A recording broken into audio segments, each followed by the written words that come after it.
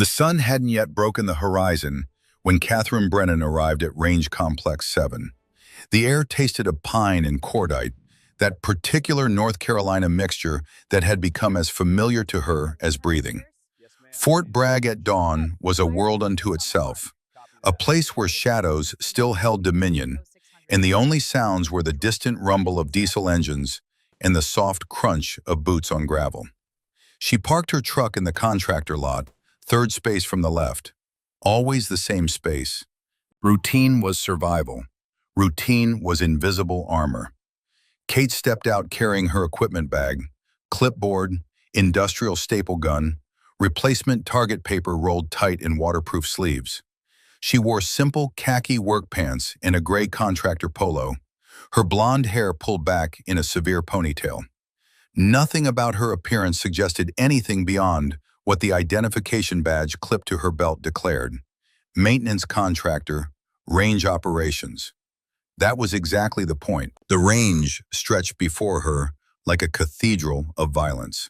1,600 meters of carefully graded earth, dotted with target stands that rose from the ground like skeletal sentinels. Behind her, the control tower loomed, its polarized windows reflecting the first pale hints of dawn. She could see a silhouette up there, Colonel Aldridge, watching. He was always watching. Kate began her morning ritual. First target stand, check the hydraulic stabilizer. Second stand, verify the servo motor housing. Third stand, replace the worn target paper with crisp new sheets. The staple gun made satisfying mechanical thunks as she worked, each sound echoing across the empty range. Most people would see monotony in this work. Kate saw preparation. Every target she hung was a potential life saved downrange. Every malfunction she prevented was an operator who wouldn't fail when it mattered. She understood the sacred geometry of this place, the mathematics of trajectory and wind, the brutal calculus that separated the living from the dead. Her hands moved with unconscious precision, muscle memory from thousands of repetitions. But these weren't the movements of a contractor. They were the movements of someone who had spent years handling weapons with the same care, the same reverence. Anyone who truly knew what to look for would see it immediately. The way she cleared each work area before moving, the constant environmental awareness, the economy of motion that spoke of tactical training burned so deep it had become cellular. The wedding ring hanging from a chain around her neck caught the first rays of sunlight. She paused for just a moment, touching it through her shirt. Captain David Morgan, United States Marine Corps, killed in action, Kandahar Province, Afghanistan, March 15th, 2019. 5 years, 4 months, and 12 days ago. Kate exhaled slowly and returned to her work. The pain had become something she carried differently now. Not lighter, but integrated. A weight she had learned to distribute across her entire being rather than letting it crush her heart. Colonel Aldridge had taught her that, among other things.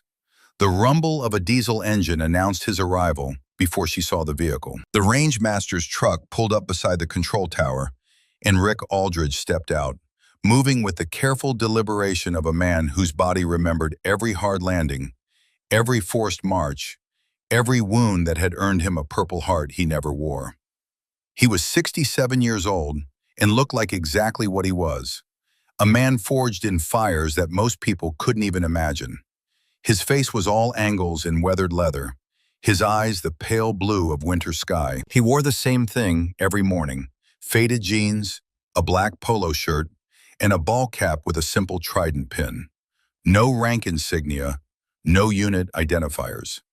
Men like Rick Aldridge didn't need to advertise their credentials. "You're early," he called out, his voice carrying across the range with that parade ground authority that never quite left men of his generation. "Sleep is overrated, sir," Kate replied, not looking up from her work. "That it is." He approached carrying 2 paper cups of coffee, steam rising in the cool morning air.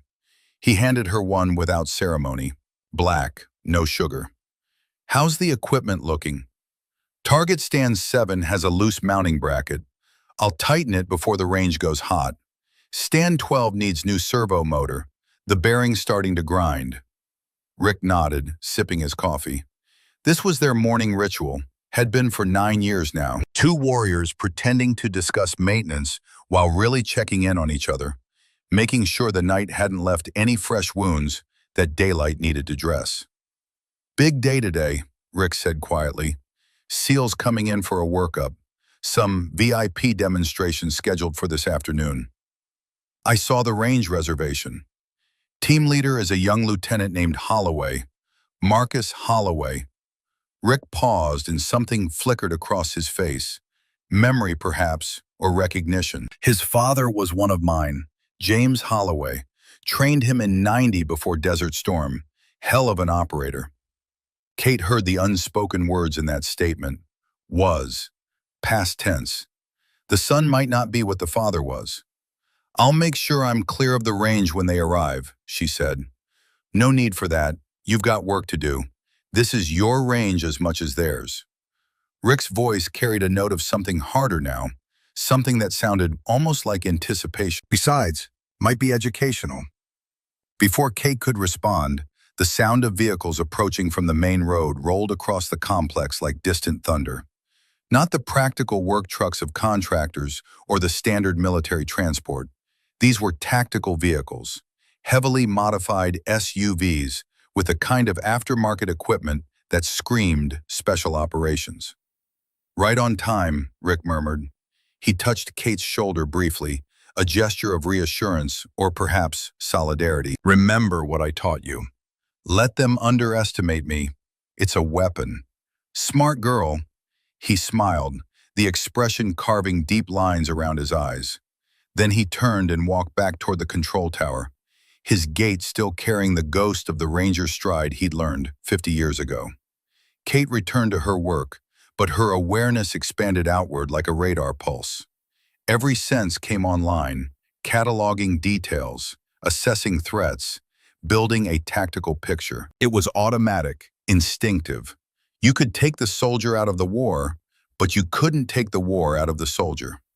3 vehicles, black SUVs with darkened windows. They pulled into the staging area in perfect formation, spacing that spoke of convoy discipline.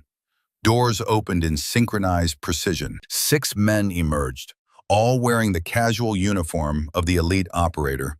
Tactical pants with more pockets than any human needed, moisture-wicking shirts that displayed physiques sculpted by obsessive physical training, ball caps and sunglasses that cost more than most people's monthly rent. But it was the way they moved that told the real story. These were SEALs, naval special warfare operators who had spent years having it drilled into them that they were the absolute apex predators of the military food chain. They moved with the casual arrogance of men who had never encountered a problem they couldn't shoot, blow up, or physically dominate. The team leader was obvious immediately. He was the tallest, the loudest, the center of gravity around which the others orbited. Lieutenant Marcus Holloway stood 6'3" and carried himself like a man who had never been told no in his entire life. His jaw could have been carved from granite, his shoulders broad enough to block out the sun. He wore his sunglasses pushed up on his forehead like a crown, and when he spoke, his voice carried the easy confidence of someone accustomed to being the most important person in any room. All right, gentlemen, let's get set up, Holloway announced, gesturing broadly at the range. We've got senators and DOD brass coming at 1400 hours. This demonstration needs to be absolutely flawless. We're talking precision at 1600 meters, which means we need perfect conditions and 0 distractions. His team began unloading equipment, rifle cases that cost more than cars, spotting scopes worth thousands of dollars, ammunition in custom loads that had been precision manufactured to tolerances measured in thousandths of an inch. Everything was top of the line, state of the art, the kind of gear that only unlimited black budget funding could provide. Kate continued working on target stand 14, about 50 meters from where the SEALs were setting up. She might as well have been invisible. None of them so much as glanced in her direction. To them, she was part of the landscape, furniture irrelevant, beneath notice. It was perfect. One of the younger SEALs, a petty officer with a kind of sculpted beard that took more maintenance than most people's lawns, did finally notice her. He nudged Holloway, gesturing with his chin. "Lieutenant, we've got a civilian on the range." Holloway turned, his gaze sweeping over Kate with a kind of dismissive assessment that lasted perhaps half a second. In that instant, he cataloged her, categorized her, and filed her under "not important." "Sweetheart," he called out, his voice dripping with casual condescension. "You lost? The administration building is back on main post. This is a live fire range. It's going to get loud and dangerous out here." Kate didn't respond. She finished stapling the corner of the target she was hanging, smoothing it down with her palm to eliminate any wrinkles that might affect the silhouette. Only then did she turn, meeting Holloway's eyes with her own steady gaze. "Understood," she said. Her voice was low, even, carrying no more inflection than the morning wind. Then she turned back to her work. The word hung in the air. Not an argument, not a defense, not an explanation, just acknowledgement. It was the verbal equivalent of a stone wall, perfectly smooth, offering no purchase for further engagement. Holloway's expression shifted slightly. It wasn't quite irritation yet, more like puzzlement. He was a man accustomed to reactions, deference, fear, attraction, something. Her complete lack of engagement registered as abnormal, and abnormal things bothered men who lived in a world of rigid protocols and clear hierarchies. "Did you hear what I said?" His voice was louder now, performing for his team. "This is special operations work. We're about to conduct precision rifle training that requires absolute focus. We don't need civilians wandering around like they're at a craft fair." Kate picked up her roll of fresh targets and her staple gun, preparing to move to the next stand-down range. She walked with the same calm, unhurried pace, her movements economical and purposeful.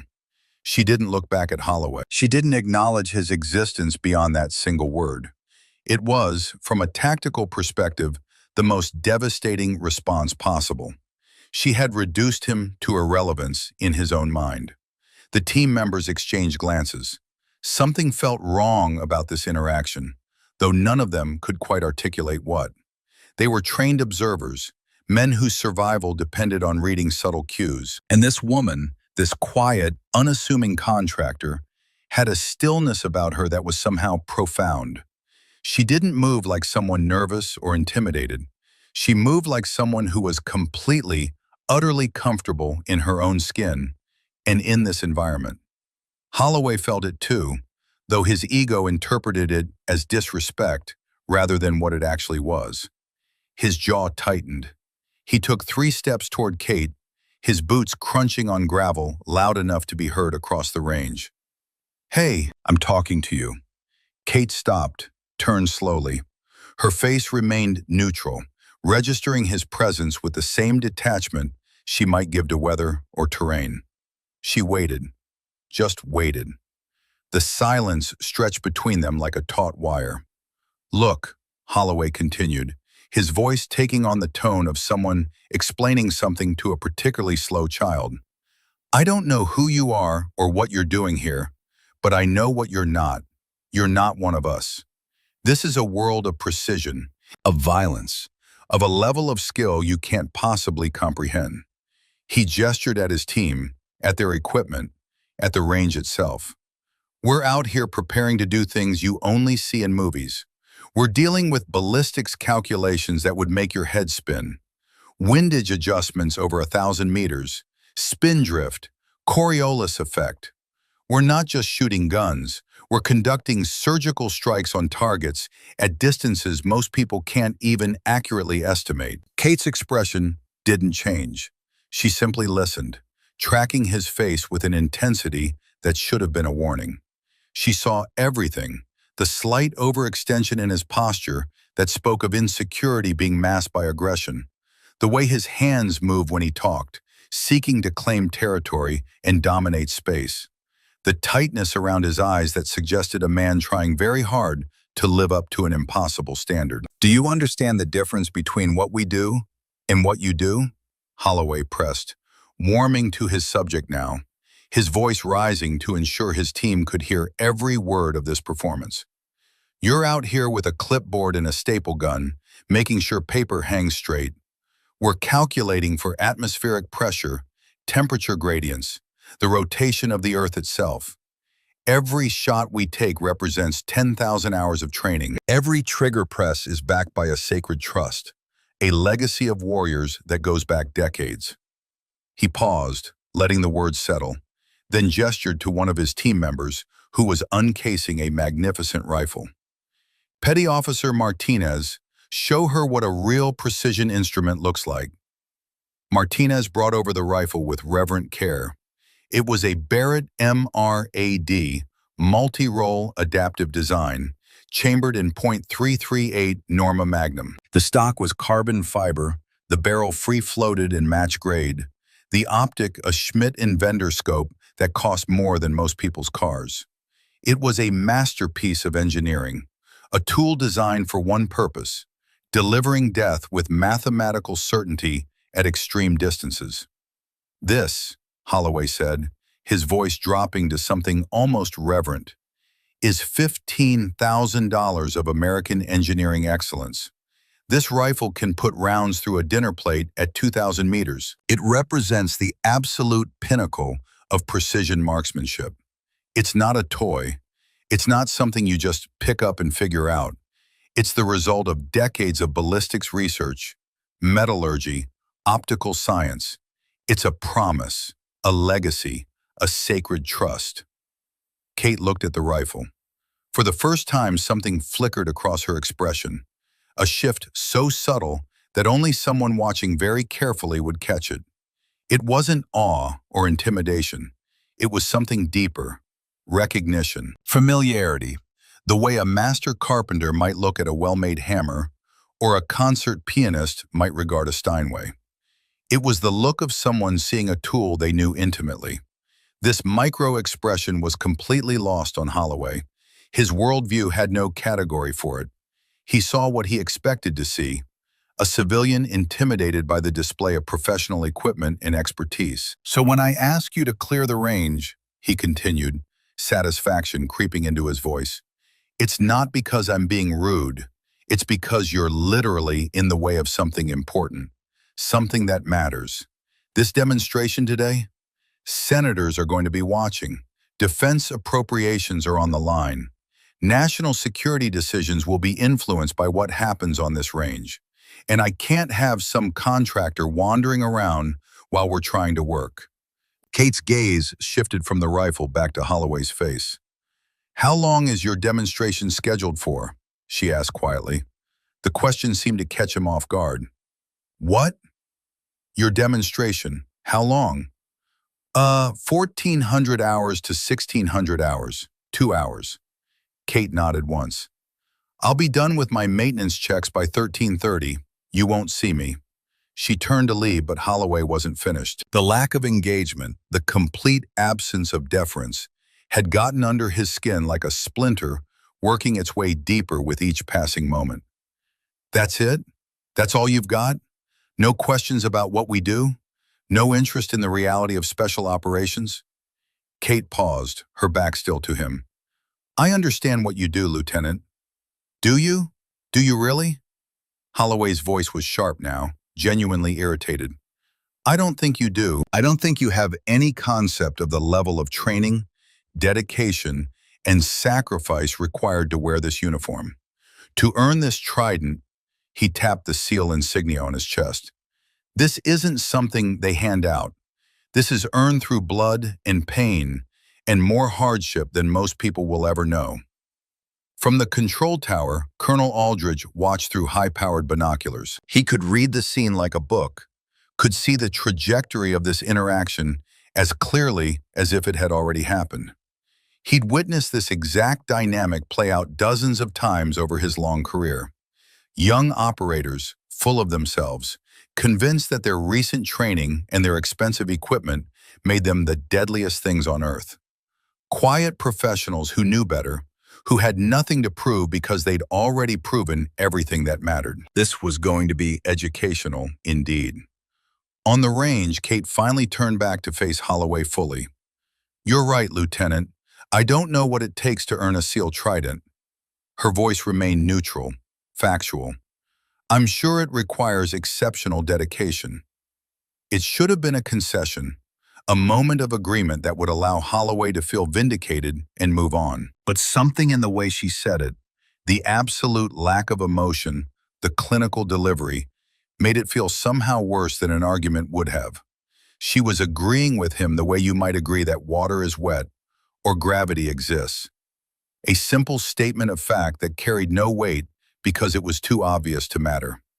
Before Holloway could formulate a response, a high-pitched mechanical whine cut through the morning air. It came from downrange, from the farthest target complex at 1,550 meters. The sound was wrong, grinding metal and stressed hydraulics, creating a cacophony that any experienced range operator would immediately recognize as catastrophic failure. All heads turned toward the sound. One of the advanced robotic target systems, a running man rig designed to simulate moving enemy combatants, had seized mid-cycle. The metal silhouette was frozen at an awkward angle, tilted approximately 30 degrees off vertical. A thin wisp of smoke curled from its actuator housing, dark against the pale morning sky. The range master's voice crackled over the loudspeaker system. "Hold the line! Hold the line! We have a malfunction on Target Complex 6. All personnel, cold range. I repeat, cold range. Stand by." Holloway's face went through several expressions in rapid succession. Surprise, frustration, and then calculation. This was a disaster. The VIP demonstration was scheduled in less than 6 hours, and the primary target system just failed. Maintenance teams would need hours to diagnose and repair, assuming the parts were even available. His team gathered around him, their casual confidence replaced by professional concern. These men knew what was at stake. Defense appropriations, program funding, their unit's reputation, all of it rode on this afternoon's demonstration. "Range Control, this is Lieutenant Holloway, SEAL Team 5, he said into his radio, his voice crisp and commanding. "We can fix that. Give me permission to put a round into the actuator housing. A .338 Lapua Magnum should knock it loose. We can have that system back online in 2 minutes." It was a typical SEAL solution. Direct, overwhelming, relying on brute force to solve a technical problem. It was also remarkably stupid. A stray round could destroy the expensive track system, damage the control electronics, or create a dozen other cascade failures. But it would be fast, and it would look decisive. The range master's response came through laced with skepticism and barely concealed irritation. "Negative, Holloway. That's a $400,000 system. We're not having you use it for target practice. We'll send a maintenance team downrange. Range is cold for a minimum of 3 hours. 3 hours. The words landed like a death sentence. There was no way to complete the demonstration setup and rehearsal in the time remaining if they lost 3 hours now. The VIP demo would be compromised, possibly canceled. Everything Holloway had been planning for the past month was crumbling. 3 hours, he muttered, his jaw clenching. Unfucking believable. Can't these contractors maintain anything properly? He turned, looking for a target for his frustration, and his eyes landed on Kate. She was still standing there, still holding her clipboard and staple gun, still radiating that infuriating calm. "See?" he said, gesturing at the smoking target downrange. "This is what I'm talking about. This is the kind of problem we deal with. It requires dynamic solutions, immediate action, tactical thinking, not something you can fix with a staple gun and a prayer." Kate had stopped looking at Holloway. Her attention was focused entirely on the malfunctioning target, her head tilted slightly as she studied the distant silhouette. Her eyes moved with methodical precision, tracing lines and connections that were invisible to everyone else. She wasn't looking at the problem as a barrier to be overcome. She was reading it like text, understanding its language. The silence stretched. Holloway waited for some response, some acknowledgement. When none came, his frustration crystallized into something sharper. What? No witty comeback? No contractor wisdom to share? Kate spoke without looking at him, her voice carrying across the range with unexpected clarity. You'll shatter the servo housing if you hit the actuator mount. Everyone froze. The servo's not the problem, she continued, still studying the distant target. The primary issue is the retaining bolt on the forward hydraulic coupling. It's sheared. The pressure from the pneumatic actuator is creating a torque load on the chassis, which is binding against the guide rail. That's what's causing the seizure. The sheer technical specificity of her diagnosis stunned the assembled SEALs into silence. This wasn't a guess. This was an assessment delivered with the unshakable confidence of someone who knew exactly what they were looking at. The kind of certainty that came from deep knowledge, from having seen this exact failure before, from understanding the mechanical systems at a level that went beyond what any normal contractor would possess. Holloway stared at her, his mouth slightly open. How could you possibly know that from here? That target is over 1,500 meters away. You can barely see it without optics. Kate finally looked at him. She pointed downrange with one hand, her finger tracing invisible geometry. The shadow underneath the chassis is misaligned by approximately 3 degrees. You can see the slight torsion shimmer on the main support arm where the stress is concentrating. The hydraulic line shows a pressure bulge just before the coupling. That's backflow from the failed seal. The bolt has to be the failure point. It's the only component under sufficient shear stress to create that specific deformation pattern. It was breathtaking. She was reading stress patterns on metal from over a mile away, diagnosing a mechanical failure with the kind of precision that would require most people to be standing right next to the equipment with diagnostic tools and a manual. She was seeing things that shouldn't be visible to the naked eye, interpreting subtle visual cues that most trained technicians wouldn't catch. Holloway felt something shift in his chest, an unfamiliar sensation that took him a moment to recognize as doubt. His voice, when it came out, was sharp with defensive sarcasm. Right, and I suppose you've got a magic solution to fix it from here, Miss Clipboard? The mockery was thick, but underneath it ran a new thread: uncertainty.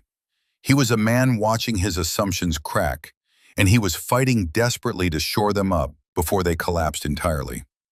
Kate met his eyes with that unsettling directness.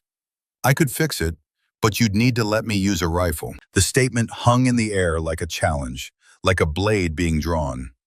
Holloway laughed. It was a harsh sound, forced. Oh, this is rich.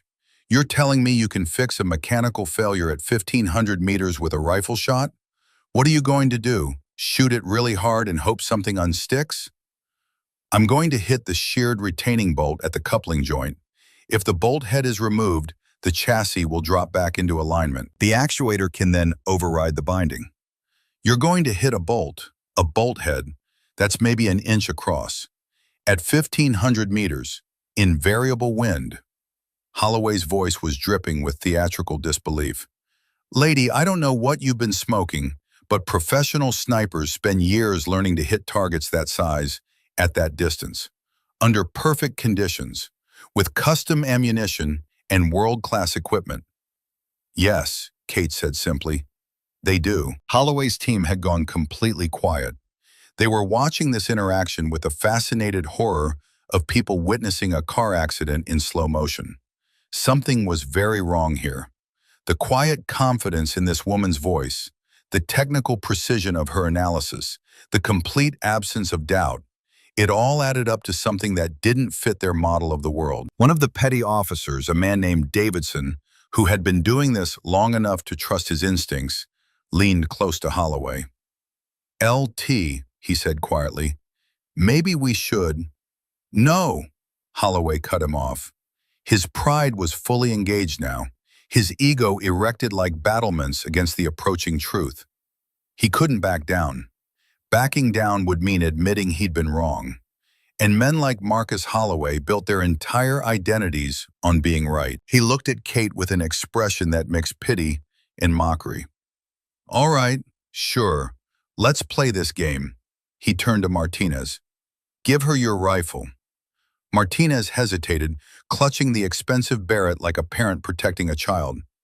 Sir, this weapon is… I said give it to her, Holloway snapped. Let's let Miss Contractor show us all how the professionals do it. This should be entertaining.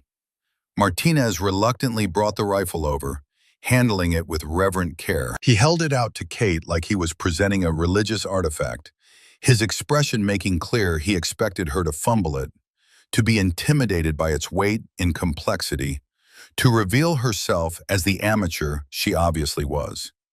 Kate set down her clipboard and staple gun with deliberate care. She reached out and took the rifle. The transformation was instantaneous and complete. The moment the weapon settled into her hands, something fundamental shifted. The quiet contractor vanished, and in her place stood something else entirely. Something ancient and formidable and absolutely certain. The rifle, 13 pounds of precision engineering, seemed to become a part of her, an extension of her will made manifest in carbon fiber and steel. Her hands moved with practiced efficiency that spoke of thousands of hours of repetition. Her left hand slid under the forestock, fingers finding purchase with unconscious precision. Her right hand curled around the pistol grip, index finger resting perfectly straight along the receiver, well clear of the trigger guard. She worked the bolt with a smooth, practiced motion. The chambered .338 Norma Magnum round ejected in a flash of brass. Without looking, without breaking her focus on the weapon, her right hand came up and caught the cartridge in midair. The movement was so casually perfect, so absolutely controlled, that several of the watching SEALs actually gasped. Kate looked at the cartridge in her palm, then raised her eyes to Holloway. This is overkill, she stated flatly. The concussive force could damage the hydraulic control circuits. Do you have an alternative load? A .308 NATO would be better for this application. The technical specificity, the casual weapons handling, the complete absence of hesitation or uncertainty. Every single SEAL on that range felt it simultaneously. A creeping realization that something very, very wrong was happening to their understanding of reality. Holloway's face had gone pale. His mouth opened and closed twice before words came out. Martinez, he said, his voice sounding distant and hollow. Give her a .308 magazine. Martinez fumbled in his gear bag with shaking hands. He produced a magazine loaded with 7.62 by 51 millimeters NATO rounds, match-grade precision ammunition. He handed it to Kate like he was offering tribute to a deity he just realized existed. Kate took the magazine, examined it briefly, then slapped it into the magazine well with a firm, resonant click that echoed across the suddenly silent range. She worked the bolt again, chambering around with a sound that seemed impossibly loud. Her movements were textbook perfect, every action economical, purposeful, efficient. She didn't use the bipod, didn't go prone. She simply dropped into a kneeling position, her body settling into the stance with the kind of perfect balance that spoke of countless hours in this exact posture. It was a modified rice paddy squat, a shooting position that was exponentially harder than prone, but offered greater flexibility and faster target transition. The rifle came up to her shoulder, the heavy stock nestling into the pocket of her shoulder like it had been molded specifically for her body. Her cheek met the stock, her eye found the scope, and she acquired a sight picture in less than 2 seconds. Her breathing slowed, became almost imperceptible. The entire range, the entire world, seemed to hold its breath with her. From the control tower, Colonel Rick Aldridge watched through his binoculars. A small smile touched his lips. There she is, he whispered to himself. There's my ranger. Holloway stood frozen, unable to look away. The joke had curdled in his throat. This wasn't a joke. This was something real, something terrifyingly competent. This woman, this contractor who he dismissed as irrelevant, was demonstrating a level of weapons proficiency that matched or exceeded anything he'd seen from professional operators. Kate's world had narrowed to the scope picture. 1,550 meters downrange, she could see the malfunctioning target system in perfect clarity. She identified the coupling joint, the sheared bolt head, the exact point of failure. She calculated for wind, 8 miles per hour, 3 o'clock. Temperature gradient, rising air creating a 2-minute vertical shift. Barometric pressure, standard. Coriolis effect at this latitude, negligible for this distance. The math happened automatically, instinctively. Her body made micro-adjustments without conscious thought. This was what years of training looked like. This was what it meant to have fired so many rounds that the rifle became an extension of your nervous system. She exhaled slowly, smoothly, half a breath. The perfect moment existed between heartbeats, in that instant of absolute stillness when the body was a stable platform and the world held perfectly still. The rifle cracked, a single, sharp, clean report that was utterly distinct from the usual cacophony of range fire. It wasn't a roar, it was a statement, final and absolute. For a moment, nothing happened. Then, 1,550 meters away, something impossibly small, no bigger than a man's thumb, violently separated from the target assembly. The sheared bolt head, freed from the immense torsional pressure, spun away into the dirt. The target chassis snapped back into alignment with an audible clang that carried back on the wind. A second later, the actuator motor whirred back to life, and the running man target began to glide smoothly along its track as if nothing had ever been wrong. The silence that followed was profound, absolute. It was the silence of men who had just watched their entire understanding of the world get rewritten in real time. Kate stood up. The movement was as fluid and controlled as her kneel had been. She worked the bolt, ejecting the spent casing. She held the rifle out to Holloway, butt first, barrel safely pointed at the ground. "Your weapon is clear," she said. Her voice was the same neutral, professional tone she'd used throughout this entire interaction. "The optic is approximately 0.3 mils right of true zero. You'll want to adjust that before your demonstration." Holloway took the rifle with numb hands. He stared at it, then at her, then at the distant target now functioning perfectly. His brain was struggling to process what had just happened, to reconcile the impossible shot he just witnessed with his assumptions about who this woman was. "How did you—" he began but couldn't finish the sentence. Kate didn't answer. She picked up her clipboard and staple gun, her movements returning to that same calm, methodical efficiency. She turned and began walking toward the next target stand, leaving Holloway and his team standing in shocked silence. The sound of an engine, immediate and purposeful, cut through the morning air. A utility vehicle appeared from the direction of the control tower, moving fast enough to kick up a small cloud of dust. It came to a halt just behind the firing line, and Colonel Richard Aldridge stepped out. Every person on that range, from the lowest-ranking SEAL to Holloway himself, immediately came to attention. Not because Aldridge was wearing rank insignia, not because he'd given an order, but because the sheer force of his presence demanded it. He was a man who'd commanded in Mogadishu, who'd led operations in Desert Storm, who'd spent 45 years in the service of his country. Authority radiated from him like heat from a forge. His eyes swept over the assembled men, taking in their shocked expressions, the still smoking target downrange, and the single spent 7.62 millimeter casing glinting on the asphalt. But his gaze came to rest on Kate, and when he looked at her, the hard authority in his face softened into something else.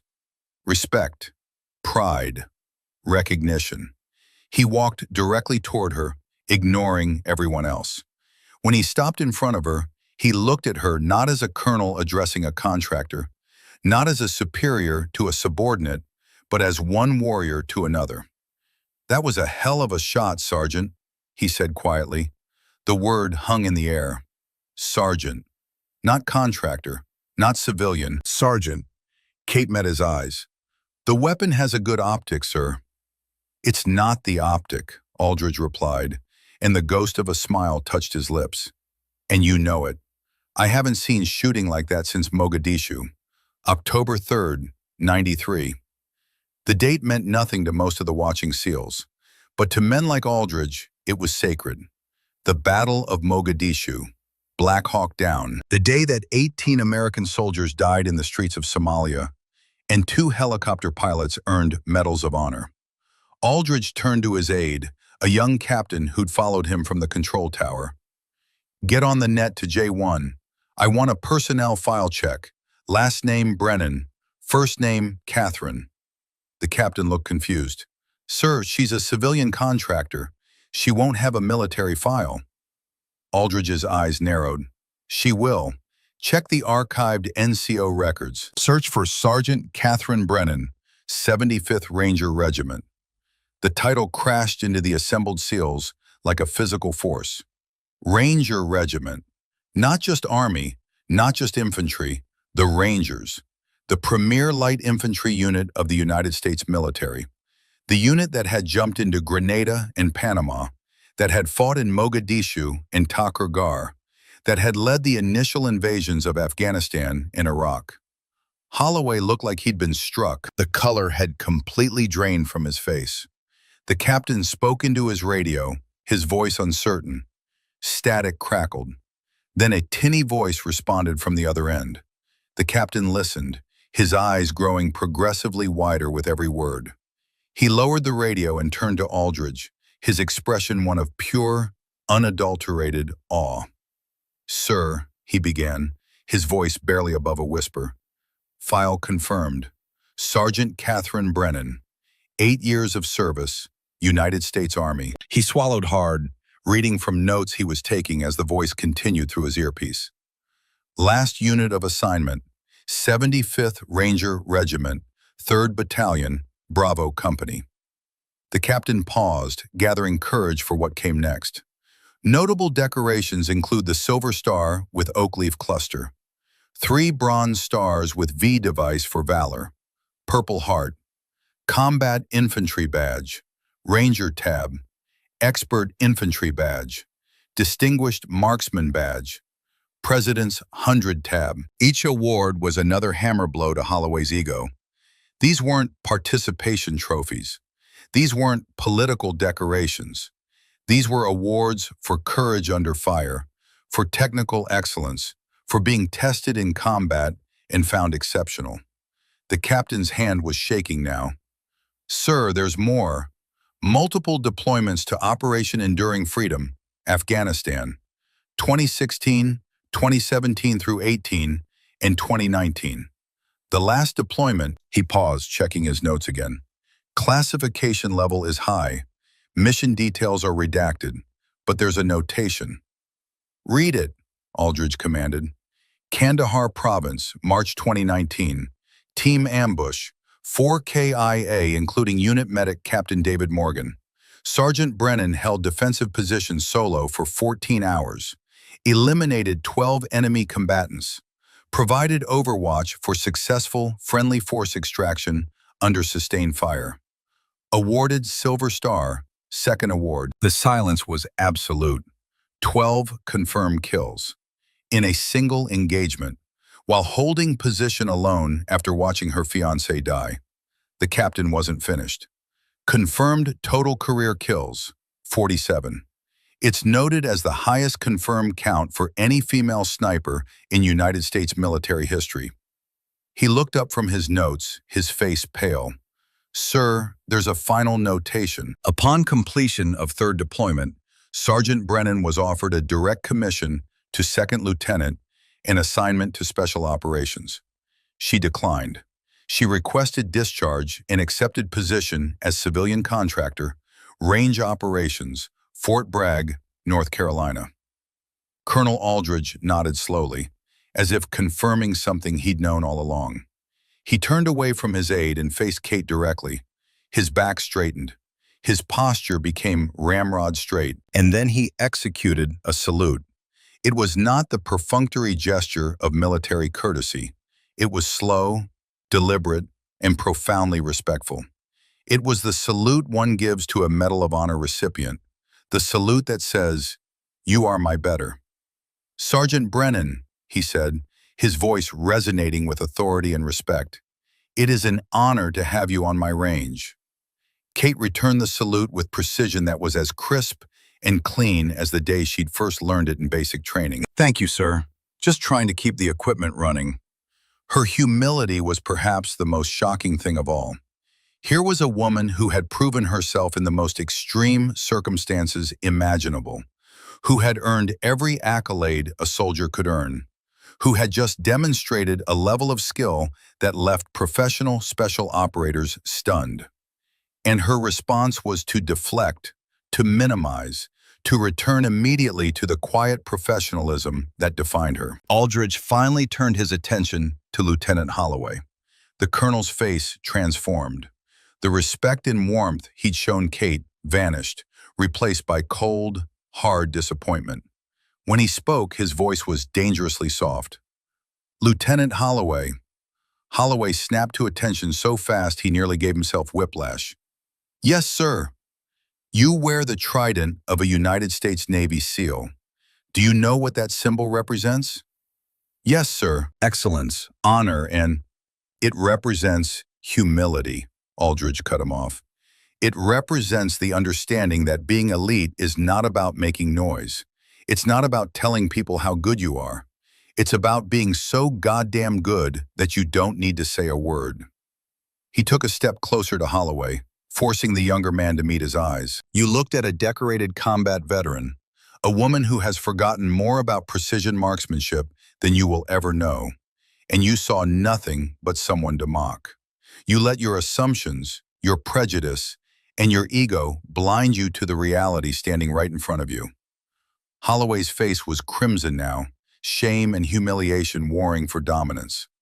Aldridge gestured back toward Kate, who had returned to her work, checking the next target stand as if nothing remarkable had happened. "That woman has operated in environments so hostile you can't even imagine them. She has proven her worth in blood and fire. She has earned her place among this nation's greatest warriors through action, not through words on a practice range." He paused, letting the words sink in like hammer blows. "Your father, Lieutenant, was one of mine. I trained James Holloway before Desert Storm. He was a good operator. You want to know why? Because he was humble enough to listen, smart enough to learn, strong enough to admit when he was wrong." The invocation of his father hit Holloway like a physical blow. His father, his hero, the legendary SEAL whose shadow he'd spent his entire life trying to escape. "Your demonstration this afternoon will proceed as scheduled," Aldridge continued, "but Sergeant Brennan will be taking your place as primary shooter. Consider it a learning opportunity." The humiliation was complete and public. To be replaced in your own demonstration by the person you just mocked was the kind of ego death that most men never recovered from. "Do you understand me, Lieutenant?" "Yes, sir," Holloway managed, his voice barely audible. "Good." Aldridge's expression softened slightly. "You're a skilled operator, Holloway. You have potential. But skill without humility is just arrogance. And arrogance gets people killed. Learn from this, grow from this, or the trident you're wearing will be nothing but jewelry." He turned and walked back to his vehicle without waiting for a response. Before he drove away, he called out to Kate one final time. 1300 hours, Sergeant. VIP briefing room. Bring your gear." Kate looked up from her work and nodded once. "Yes, sir." And then Colonel Richard Aldridge was gone, leaving behind a range full of stunned special operators and one very humbled SEAL lieutenant. Kate returned to her targets. She had 4 more stands to check before she was done. The morning sun was climbing higher now, burning off the last of the cool air. It was going to be a hot day. Behind her, she could hear the low murmur of voices, as the SEAL team processed what had just happened. She didn't need to hear the words to know what they were saying.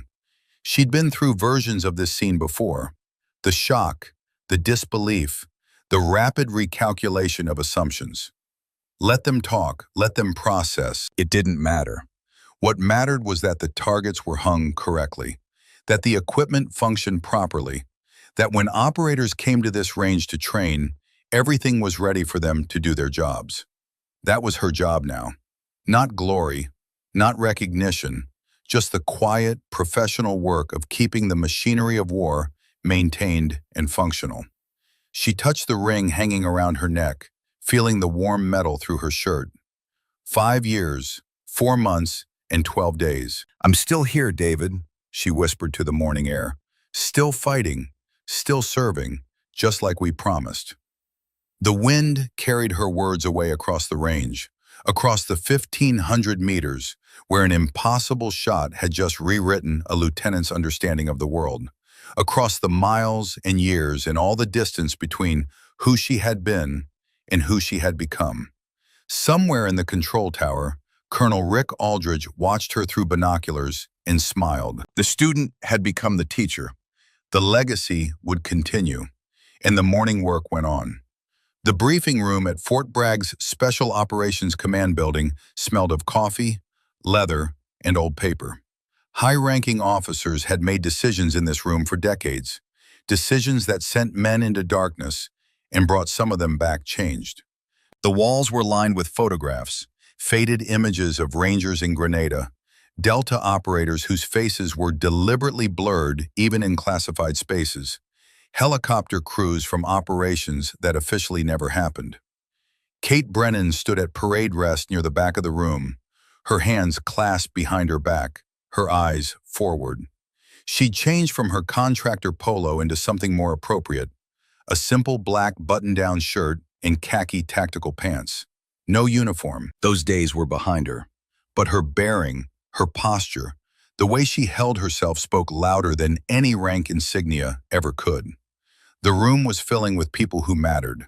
2 senators from the Armed Services Committee, their suits expensive and their expressions carefully neutral. A 3-star general from SOCOM, his chest heavy with ribbons that told stories of Panama and the First Gulf War. Defense contractors in business casual, clutching tablets and wearing the hungry expressions of people who saw opportunities measured in billions. And journalists, carefully vetted, security-cleared journalists who would write the stories that shaped public opinion and justified budgets. Lieutenant Marcus Holloway stood on the opposite side of the room with his team. He looked like he'd aged 5 years in the past 6 hours. The cocky confidence had been stripped away, leaving behind something rawer and more honest. His eyes kept finding Kate, then darting away like he was looking at the sun. Colonel Rick Aldridge entered through the main doors, and the room's ambient noise dropped by half.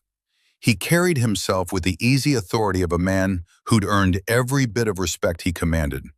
His eyes swept the assembled crowd, cataloging, assessing, measuring. "Ladies and gentlemen," he began, his voice cutting through the remaining chatter like a blade. "Thank you for joining us today. What you're about to witness is a demonstration of precision marksmanship at extreme range. The purpose is to showcase the capabilities of our special operations training programs and the equipment that supports them." He paused, letting his gaze settle on each of the VIPs in turn. "The demonstration will be conducted by Sergeant Catherine Brennan, a decorated veteran of the 75th Ranger Regiment with 3 combat deployments to Afghanistan. Sergeant Brennan currently serves as a civilian contractor specializing in range operations and advanced marksmanship instruction. One of the senators, a woman in her 60s with steel-gray hair and sharp eyes, raised her hand. "Colonel, I was under the impression this demonstration would be conducted by Naval Special Warfare personnel." Aldridge's expression didn't change. "Plans evolve, Senator. When you have access to one of the finest precision shooters in the country, you use that asset. Sergeant Brennan's qualifications speak for themselves." He gestured to his aide, who triggered a presentation on the wall-mounted screen. Kate's service record appeared, heavily redacted, but what remained was damning in its excellence. Awards, deployments, qualification scores that sat at the absolute top of the scale. The senator nodded slowly, her eyes moving from the screen to Kate with new interest. Impressive. That's one word for it, Aldridge replied. Shall we proceed to the range? The group moved as a unit, flowing out of the briefing room and into waiting vehicles. Kate rode in the back of a utility truck with some of the support staff, preferring the anonymity.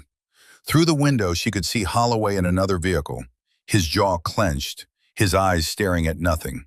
She felt no satisfaction in his humiliation, no sense of victory, only a kind of tired recognition that this scene played out over and over, in different forms, with different people. The assumptions, the dismissal, the eventual reckoning. It was exhausting in its predictability. The range looked different than it had at dawn.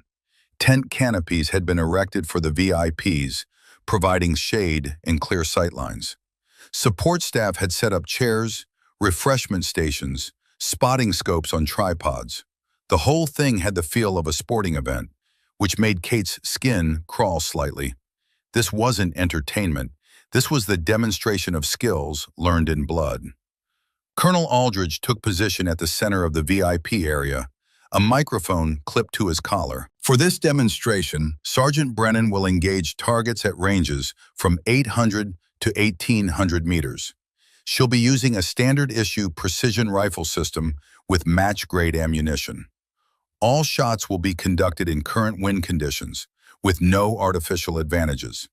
He gestured downrange, where target systems had been positioned at various distances. The targets include static silhouettes, moving platforms, and reactive steel. Each represents a different tactical scenario our operators might encounter in the field. Kate moved to the firing line. Someone had set up her equipment, a Barrett MRAD in .338 Norma Magnum, the same rifle Holloway had been using that morning, bags of sand for support, a range card with wind and atmospheric data, everything she needed and nothing she didn't. She knelt beside the rifle, running through her pre-fire checklist with mechanical efficiency. Chamber clear, magazines seated, optic caps removed, bolt function smooth. These were rituals older than memory now, movements her hands could execute in complete darkness or under fire. First target, Aldridge's voice carried across the range. Static silhouette at 800 meters. Kate settled into position, prone this time, using the sandbags to create a stable platform.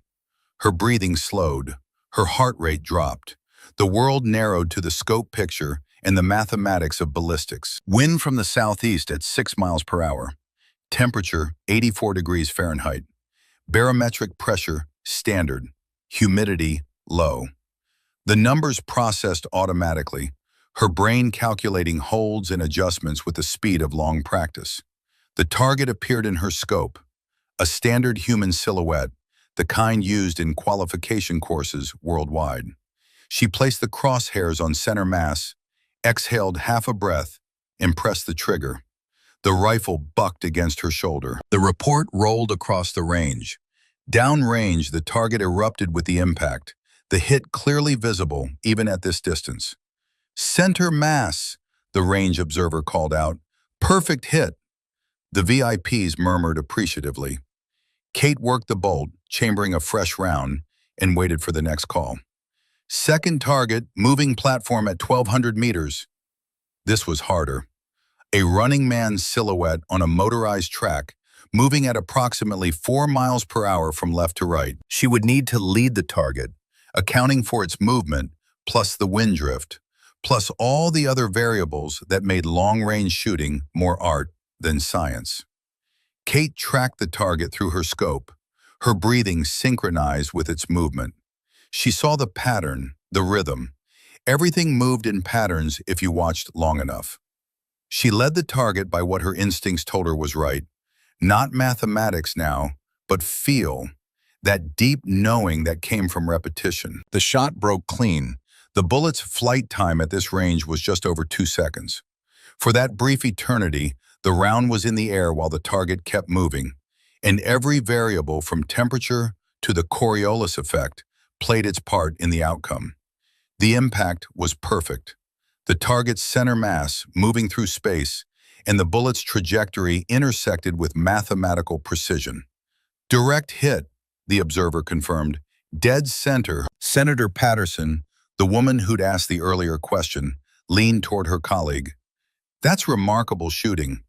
That's training and talent in equal measure, Aldridge replied, though the microphone wasn't meant to pick up his words. That's what happens when you take someone with natural ability and give them world-class instruction and the motivation to excel. Kate continued through the demonstration. 1,300 meters, static target in variable wind. 1,500 meters, multiple targets requiring rapid engagement. 1,600 meters, a steel plate no larger than a dinner plate. Each shot was perfect or near perfect. Her consistency was mechanical. The rifle had become an extension of her will, and her will was absolute. But it was the final shot that would be remembered. Last target, Aldridge announced, 1,800 meters, extreme range, wind conditions unfavorable. This represents the absolute outer edge of practical precision rifle engagement. 1,800 meters, just over a mile. At this distance, the bullet would be in flight for nearly 3 seconds. It would drop over 40 feet from the bore line. Wind would push it several feet laterally. The rotation of the Earth itself would have a measurable effect on the trajectory. Kate studied the conditions. The wind had picked up, now gusting to 10 miles per hour with variable direction. Heat mirage was creating visible distortion over the range. These were terrible conditions for precision work. She made her calculations, but more than that, she felt the shot. Years of experience whispered to her about holds and leads, about the way the wind would push the round, about the imperceptible tilt of the Earth, and how it would drift the bullet right. The rifle settled. Her breathing stopped. The world held perfectly still. The shot broke. 3 seconds of flight time felt like an eternity. Every person watching held their breath, eyes straining to see the distant target. The steel plate rang like a bell, the impact visible even at this impossible distance. The VIP area erupted in applause. The senators were standing. The general was nodding with the satisfied expression of a man whose budget requests had just been justified. Even the jaded defense contractors looked impressed. Kate stood, cleared her rifle, and stepped back from the line. Her expression remained neutral, professional. This wasn't about glory. It was about demonstrating capability, proving that the training programs and equipment worked, that the investment in special operations was sound. Colonel Aldridge approached her as the VIPs clustered around their vehicles, already discussing what they'd witnessed. "Outstanding work, Sergeant." "Thank you, sir. The senators want to meet you." Brief conversation, nothing formal. Kate nodded, though she felt a familiar dread settle in her stomach. She didn't do well with politicians. They asked the wrong questions and heard the wrong answers. Senator Patterson approached with her colleague, a man named Michaels who represented a district heavy with military installations.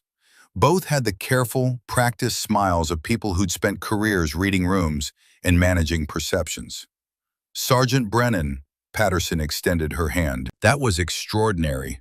Truly extraordinary." Kate shook the offered hand. "Thank you, Senator, just doing the job." "How long did it take you to develop that level of skill?"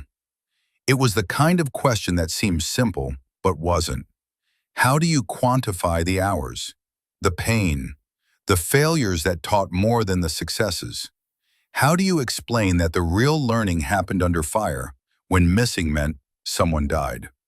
"Ongoing process, ma'am. Started basic marksmanship in 2015. Been refining it ever since." Senator Michaels leaned in. "Colonel Aldridge mentioned you served 3 tours in Afghanistan. What was your role there?" The question carried layers. What he was really asking was, were you in combat? Did you kill people? Are you a real warrior or just a good shot? "Counter-sniper operations, sir. Force protection. Target elimination when required." "And how many successful eliminations would you say you achieved?" Kate's jaw tightened almost imperceptibly. Colonel Aldridge noticed and stepped in smoothly. "Senator, those operational details are classified. What I can tell you is that Sergeant Brennan's performance in theater directly saved American lives and contributed to mission success across multiple operations." Patterson shot her colleague a look that suggested he'd crossed a line. "Of course, we wouldn't ask you to compromise operational security." She turned back to Kate. "What are you doing now, beyond the contract work?" "Consulting on training programs, helping develop curriculum for advanced marksmanship courses, trying to pass along what I learned." "That's admirable." Patterson's expression shifted, becoming more genuine. "I lost a nephew in Kandahar, 2019. He was a Marine." The date hit Kate like a physical blow. March 2019, Kandahar province, the month David died. The month she'd held that position for 14 hours. The month she'd earned her second Silver Star and lost the person she loved most in the world. "I'm sorry for your loss, Senator." "Thank you." Patterson held her gaze.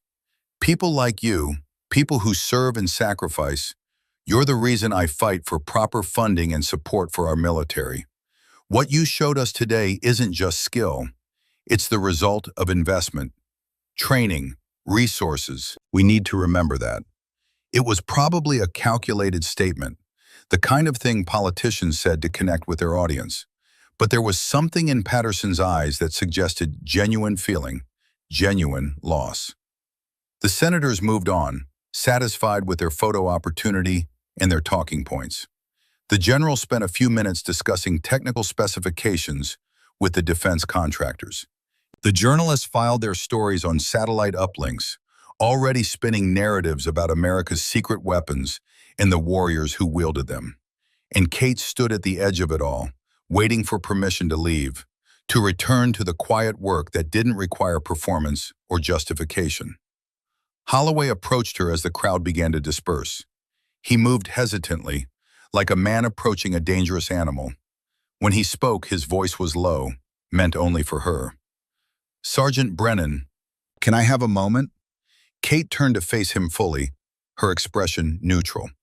"Lieutenant, I need to apologize, properly, not just because I was ordered to, but because I owe you that." He paused, seeming to gather courage. "This morning, I was an arrogant asshole. I saw what I wanted to see instead of what was in front of me. I disrespected you, your service, and everything you've accomplished. There's no excuse for that." Kate studied him. The humiliation had stripped away the swagger, leaving behind something more honest, but also more fragile. This was the moment where she could either break him completely or give him something to build on. "Apology accepted, Lieutenant." Holloway blinked, surprised by the simplicity of her response. "That's it?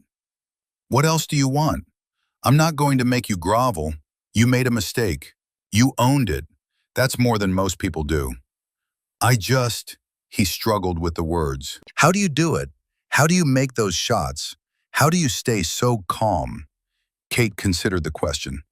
"You want the technical answer or the real one?" "The real one." "Fear," she said simply. "I'm terrified every time I pull the trigger. Terrified of missing, of failing, of letting people down. But I learned a long time ago that fear is just information. It tells you what matters. You don't get rid of it, you use it." Holloway absorbed this, his expression thoughtful. "My father, Colonel Aldridge, said he trained my father before Desert Storm." "I know," the colonel told me. "Did he tell you that my father died 3 years ago? Heart attack, sudden. One day he was there, the next he wasn't." "I didn't know that. I'm sorry." Holloway's hands clenched and unclenched at his sides. "My whole life I've been trying to live up to his legend, trying to be the operator he was, to earn the respect he earned. And I thought that meant being the loudest, the most confident, the most dominant. I thought that's what strength looked like." "That's what insecurity looks like," Kate said not unkindly. "Real strength is quiet. Your father knew that, or he wouldn't have been the operator he was. Colonel Aldridge said the same thing. Holloway met her eyes. He offered to train me, him and you. 8 weeks, intensive. He said it's the same thing he did for my father in '90. Kate felt a flicker of surprise. Aldridge hadn't mentioned this to her. And you accepted? I did, if you're willing. She studied him for a long moment, seeing past the uniform and the ego to the core of the person underneath. She saw someone who genuinely wanted to be better, who'd been given a harsh lesson and was strong enough to learn from it. I'm willing, but you work for it. No shortcuts, no ego. You show up ready to learn, not to prove anything. I understand. Do you? Kate's voice sharpened slightly. Because this isn't about making you a better shooter, Lieutenant. There are 100 instructors who can do that. This is about making you a better operator, a better leader, a better human. That work is harder than anything you've done in SEAL training. Holloway straightened, and for the first time that day, his voice carried genuine certainty. I'm ready for that work. Kate nodded once. Then we start tomorrow. 0500, range 7. Bring your rifle and leave your ego in your rack. Colonel Aldridge's voice interrupted them. Sergeant Brennan, Lieutenant Holloway, my office, now. They followed him across the compound to the Special Operations Command Building. His office was Spartan. A desk, filing cabinets, a few photographs on the wall. One showed Aldridge as a much younger man, standing with a group of rangers in desert camouflage. Somalia, Kate knew, the one that changed everything. Aldridge settled into his chair and gestured for them to sit. I'm going to tell you both a story. Lieutenant Holloway, this is about your father. Sergeant Brennan, you haven't heard this part either. He leaned back, his eyes going distant with memory. 1990. Iraq invaded Kuwait in August. By October, we knew we were going in. I was assigned to train a group of Navy SEALs in desert operations and long-range reconnaissance. Your father, Lieutenant, was one of them. Holloway sat forward, attention absolute. James Holloway showed up with the same swagger you had this morning. He was good, naturally talented, physically superior, smart. But he had the same problem you do. He thought his natural gifts were enough. He thought confidence and ability were the same thing. Aldridge's expression hardened with the memory. 3 weeks into training, I put him through a scenario. Live fire exercise, hostage rescue simulation. He rushed it. Didn't read the environment. Didn't account for all the variables. His shot missed by 6 inches and hit a friendly role player. Simulation round, so no real harm. But in a real scenario, he'd have killed someone on our side. The silence in the room was heavy. I broke him down completely, made him start from absolute zero, taught him that skill without humility is just arrogance waiting to kill someone. Over 8 weeks, I rebuilt him as an operator. Not by making him a better shot. He was already a good shot. By making him a better thinker. A more patient warrior. Someone who understood that the quietest professionals are often the deadliest. Aldridge's eyes refocused on Holloway. Your father became one of the finest SEALs I ever had the honor to train. He saved lives in Desert Storm because he'd learned to slow down, to think, to respect the complexity of combat. When you were born, he called me, said he wanted you to be better than he was. I told him that would only happen if you made the same mistakes he did and had someone willing to teach you through them. Holloway's eyes were bright. He never told me that story. Because he was humble enough not to. He didn't need you to know about his failures. He wanted you to find your own path. Aldridge turned to Kate. Which brings me to why you're both here. Sergeant Brennan, I'm offering you a formal position. Lead instructor for the Advanced Precision Marksmanship course. Military pay grade, full benefits, authority to design curriculum as you see fit. Kate's breath caught. Sir, Before you answer, hear me out. You've been hiding here for 5 years, playing contractor, keeping your head down, trying to disappear into the work. I understand why. Losing Captain Morgan was devastating. Grief needs time and space. But Kate, his use of her first name was deliberate, personal. You're too good to waste. The knowledge in your head, the skills you possess, they need to be passed on. Your generation of warfighters learned lessons in blood that the next generation needs to know. You can teach them, should teach them. Kate's hand unconsciously touched the ring under her shirt. I don't know if I'm ready for that, sir. I don't think readiness is the issue. I think you're afraid that moving forward means leaving David behind. It doesn't. Honoring his memory means doing the work you're both called to do. He'd want you teaching, saving lives, making sure his sacrifice and yours meant something. The words hit deeper than Kate wanted to admit. She'd been treading water for 5 years, maintaining but not advancing, surviving but not living. The idea of stepping back into a formal role, of being visible again, terrified her. But Aldridge was right. David would have wanted this. He'd always pushed her to be more, to use her gifts, to lead. What would the position entail? Designing and teaching a 12-week course for special operations personnel across all branches. Rangers, SEALs, Force Recon, Delta candidates.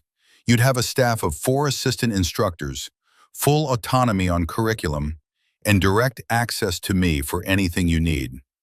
And Lieutenant Holloway? Aldridge smiled slightly. He'll be your first intensive student, 8 weeks, one-on-one, before the formal course begins. Consider it a pilot program. If you can take an arrogant SEAL and turn him into a quiet professional, you can teach anyone. Holloway had the grace to look embarrassed. Kate was silent for a long moment, weighing the decision. Safety versus purpose. Invisibility versus impact. The comfortable routine of the past 5 years versus the terrifying possibility of something more. I accept, she said finally, on one condition. Name it. The course includes a mandatory module on humility and tactical patience. Not just shooting mechanics, the mental game, the discipline that keeps you alive when skill isn't enough. Done. Aldridge stood, extending his hand. Welcome back to the fight, Sergeant Major. The rank hit Kate like electricity. Sergeant Major. The promotion she'd turned down when she left active duty. Sir, I'm not. You are now. Effective immediately. The paperwork's already processed. I had it ready the day you took that contractor job. Been waiting 5 years for you to be ready to accept it. Kate took his hand, feeling the weight of the rank settle under her shoulders like familiar armor. Sergeant Major, the highest enlisted rank in the Army, a position of leadership and responsibility that she'd run from once and was now accepting again. Thank you, sir. Don't thank me, just do the work. Aldridge turned to Holloway. Lieutenant, you report to Sergeant Major Brennan at 0500 tomorrow. You'll be living at the range facility for the next 8 weeks. No contact with your team except emergencies. This is total immersion. Understood? Yes, sir. Good. Dismissed. They left the office together, walking in silence across the compound. The sun was setting, painting the sky in shades of orange and purple.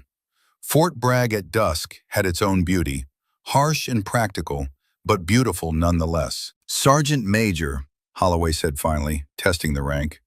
It suits you. We'll see if you still think that after 8 weeks. What will the training be like? Kate stopped, turning to face him directly. Week 1, I break everything you think you know. Week 2 through 4, I teach you to see. Week 5 and 6, I teach you to think. Week 7 and 8, we put it all together.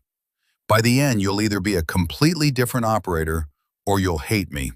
Possibly both. My father went through this with Colonel Aldridge, and it made him into the man you admired.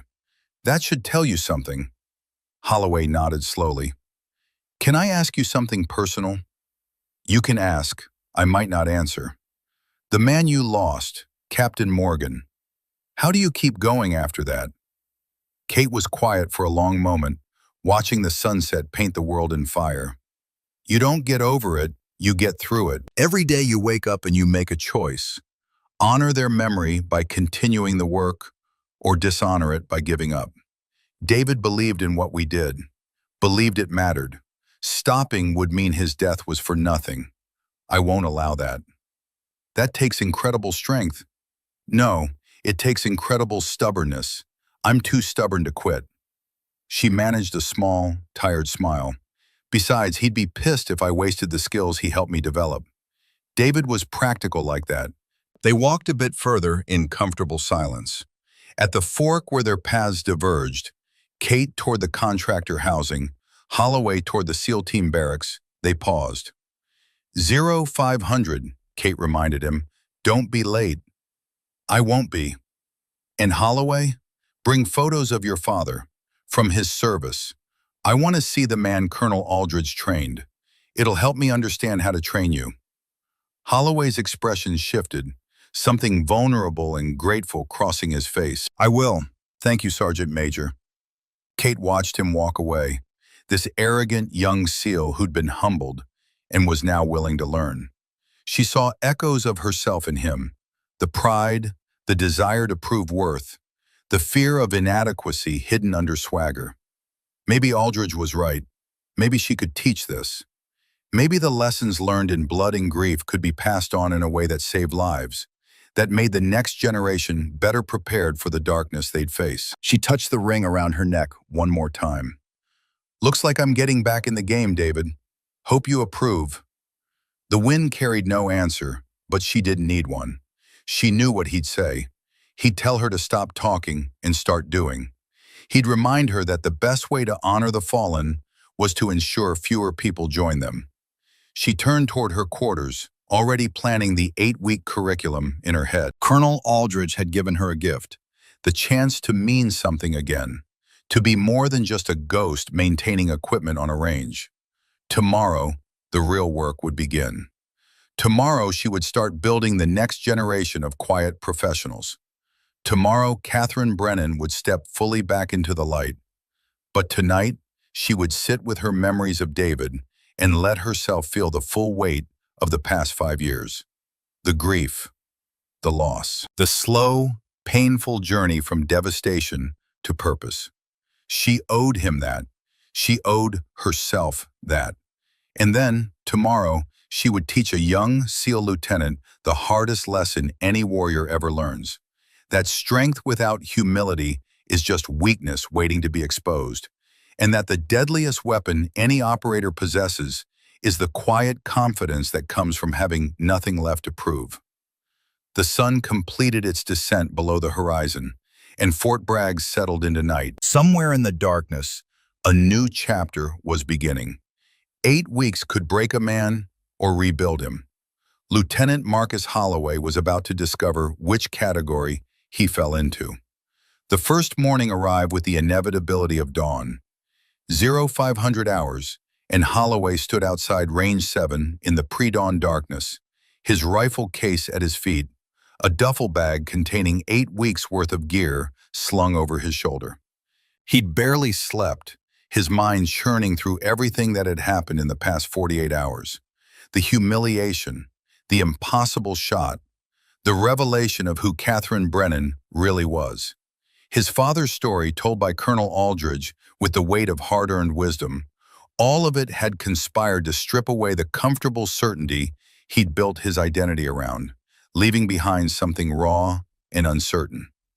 Kate emerged from the range control building carrying 2 cups of coffee. She handed him one without ceremony, then nodded toward the range stretching out before them in the gray pre-dawn light. First lesson, she said, put your rifle down and step away from it. Holloway hesitated. Sergeant Major, you thought we'd start shooting. We're not. For the next 72 hours, you don't touch a weapon. First, you learn to see. She led him to a position overlooking the range, a small observation platform that provided a clear view of the entire complex. The light was changing now, the sun not yet visible, but its approach announced by the gradual transformation of the sky from black to navy to the pale blue of early morning. Sit, Kate commanded. Tell me what you see. Holloway sat, feeling foolish. I see a rifle range. Target stands at various distances. The control tower. Some buildings. You see objects. I asked what you see. Try again. He looked harder, trying to understand what she wanted. I see equipment positioned for training, sight lines, fields of fire. Better, but you're still thinking tactically. I want you to see the environment, the way the light changes, how shadows move, where heat accumulates, how wind patterns form and shift. You're going to sit here for the next 6 hours and just observe. You'll write down everything you notice, every change, every pattern, every detail. 6 hours of watching a range? Kate's expression didn't change. Your father did 8. He complained less. But then he was Navy, so complaining came naturally. Despite himself, Holloway almost smiled. Colonel Aldridge told you that? Your father told me that. Met him once about 3 years before he died. He came to Fort Bragg to observe a training evolution. We talked about his time with the colonel. He said those first days of just watching nearly drove him insane. Then something clicked, and he started seeing things he'd never noticed before. That's when his shooting transformed from mechanical skill to true art. She handed him a notebook and pen. Write, observe, learn to be still. I'll be back at 1100. Kate walked away, leaving Holloway alone with his thoughts, and a notebook and 6 hours of enforced patience. He wanted to protest, to argue that this was a waste of time, that he needed to be shooting, practicing, improving his mechanics. But the memory of his father's journey, the parallel nature of this training, kept him silent. So he watched. At first it was torture. His mind wandered, his body fidgeted. He checked his watch every few minutes, convinced hours had passed when only minutes had ticked by. But gradually, reluctantly, he began to actually see. The way morning light hit the target stands at different angles depending on their position. How shadows created false readings on distance and depth. The patterns in which birds moved across the range, avoiding certain areas, congregating in others. The subtle shifts in wind direction marked by the movement of grass and dust. He wrote it all down, his observations growing more detailed as the hours passed. By the time Kate returned, his hand was cramping, and the notebook was filled with notes that surprised him with their specificity. She reviewed his work in silence, flipping through pages with an expression that revealed nothing. Finally, she looked up. Good start. Tomorrow you'll do it again, but this time you'll predict. You'll write down what you think will happen next based on the patterns you observed today. We'll see how accurate your predictions are. This is sniper training. This is observer training. Snipers work in pairs, shooter and spotter. The spotter is often more important than the shooter. They read the environment, call the wind, spot the fall of shot, manage the tactical situation. You can't be a complete operator if you can't observe properly. Your father learned this, so will you. The days began to blur together into a rhythm of observation and instruction. Holloway watched the range for hours, learning to read wind in the movement of grass, to gauge temperature by the behavior of heat mirage, to predict weather changes by the color and movement of clouds. He learned that shooting was only 20% of precision marksmanship. The other 80% was reading the environment. On day 4, Kate finally let him touch his rifle, but not to shoot. Disassemble it, she instructed, completely, every component, then reassemble it. You have 30 minutes. Holloway had done this hundreds of times. He could break down and reassemble his weapon blindfolded. He finished in 12 minutes, confident and precise. Kate examined his work, then without warning, swept her arm across the table, scattering components across the concrete. Again, but this time I want you to understand each piece. Not just know its function, but understand why it's designed that way. What engineering problem it solves. What compromises were made in its creation. This rifle is a tool. You need to know it like a craftsman knows their tools. She scattered it 3 more times that day. Each time she asked different questions. Why this bolt design instead of another? Why free float the barrel? What's the actual purpose of the muzzle brake? beyond recoil reduction. How does the trigger mechanism achieve its specific pull weight? Holloway realized he'd been using tools he didn't truly understand. He knew what they did, but not why or how. Kate was forcing him to think deeper, to move beyond rote memorization into genuine comprehension. Week 2 brought live fire, but not in any form Holloway expected. Kate set up targets at 300 meters, easy range for any competent shooter, and gave him a single round. "One shot," she said, "make it count. But before you shoot, I want you to walk me through your entire decision process. Every calculation, every observation, every adjustment. Explain it like you're teaching someone who's never fired a rifle before." Holloway settled into position, beginning his analysis. Wind is approximately 4 miles per hour from the east. Temperature is 76 degrees. Humidity appears moderate based on the clarity of the air. Target range is 300 meters. With a .308 round, I'm looking at minimal drop, maybe 6 inches. Wind drift will be approximately 2 inches right. I'll hold center mass and let the natural point of aim. "Stop," Kate interrupted. "You're reciting formulas. I want understanding. Why does temperature matter? Explain the actual physics." Temperature affects air density. Warmer air is less dense, so there's less resistance to the bullet, which means the bullet will impact slightly higher than in cold air. How much higher at this range with current conditions? Holloway paused, realizing he didn't actually know. He'd always used ballistic calculators or relied on general rules of thumb. Kate was forcing him to understand the underlying principles. "I don't know the exact calculation." "Then figure it out. You have a calculator, the ballistic coefficient of your ammunition, and atmospheric data. Do the math."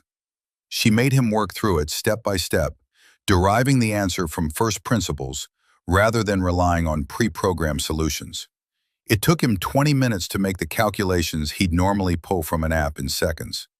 But when he finally pressed the trigger and the round hit exactly where he'd predicted, the satisfaction was different, deeper. He'd understood it, not just executed it. Every shot that week was the same process: slow, methodical, thoughtful. Kate refused to let him fire until he could articulate not just what he was doing, but why it worked and what could go wrong. She was building a foundation of understanding that went beyond muscle memory into genuine expertise. Colonel Aldridge visited at the end of week 2. He watched Kate put Holloway through his paces, nodding with satisfaction as the young SEAL worked through complex ballistic problems with increasing confidence. "He's learning," Aldridge observed to Kate during a break. "He's smart. Once his ego got out of the way, his brain started working properly. Reminds me of his father. James was the same way, brilliant once he stopped trying to prove how brilliant he was." Aldridge pulled an envelope from his jacket. "Speaking of which, I brought something for you to give him. James wrote this letter about 15 years ago, asked me to hold on to it until the right moment. I think this is that moment." Kate took the envelope, noting the faded ink on the outside. "To my son, when he needs it most," was written in a strong, decisive hand. "You think now is the right time?" "I think he's at the point where he'll actually hear what his father has to say. 2 weeks ago, he would have read it through his ego. Now he might read it with his heart." That evening, after the day's training concluded, Kate handed Holloway the envelope. He stared at it like it might explode, recognizing his father's handwriting immediately. "Where did you get this?" "Colonel Aldridge. Your father wrote it years ago. Asked him to give it to you when the time was right." Holloway's hands shook slightly as he opened it. Kate gave him privacy, walking away to give him space with his father's words. She didn't need to read the letter to know what it probably said. Men like James Holloway understood the journey their sons would need to make because they'd made the same journey themselves. The next morning, Holloway arrived at 0500 with red-rimmed eyes, but a different energy. Something had shifted in him overnight. The last vestiges of defensive arrogance had been burned away, leaving behind something more solid and true. "Thank you," he said to Kate, "for the letter, for all of this." What did he say? That pride was the enemy of excellence, that he'd made every mistake I was making and it nearly cost him everything, that the operators he respected most were the quietest ones, the ones who had nothing to prove because they'd already proven everything that mattered. Holloway paused, emotion thick in his voice. He said if I was reading this, it meant I'd finally been humbled enough to learn. He was right. Week 3 through 6 were intense immersion in every aspect of precision shooting. Kate taught him to read mirage, to use weather patterns for long-range prediction, to calculate holds for extreme angles and altitudes. But more than the technical skills, she taught him patience. She made him hold positions for hours, watching distant points without firing, learning to become part of the landscape. She taught him the meditation of stillness, the way time became different when you were fully present in a moment. She showed him how to manage pain and discomfort, to remain mission-focused even when every muscle screamed for relief. "Afghanistan, 2019, she told him one day as they lay side by side in shooting positions. Observing a distant target, neither was allowed to engage yet. "I held position for 14 hours. My team was compromised. David, Captain Morgan, was hit in the first exchange. He died in my arms while I was calling for extraction."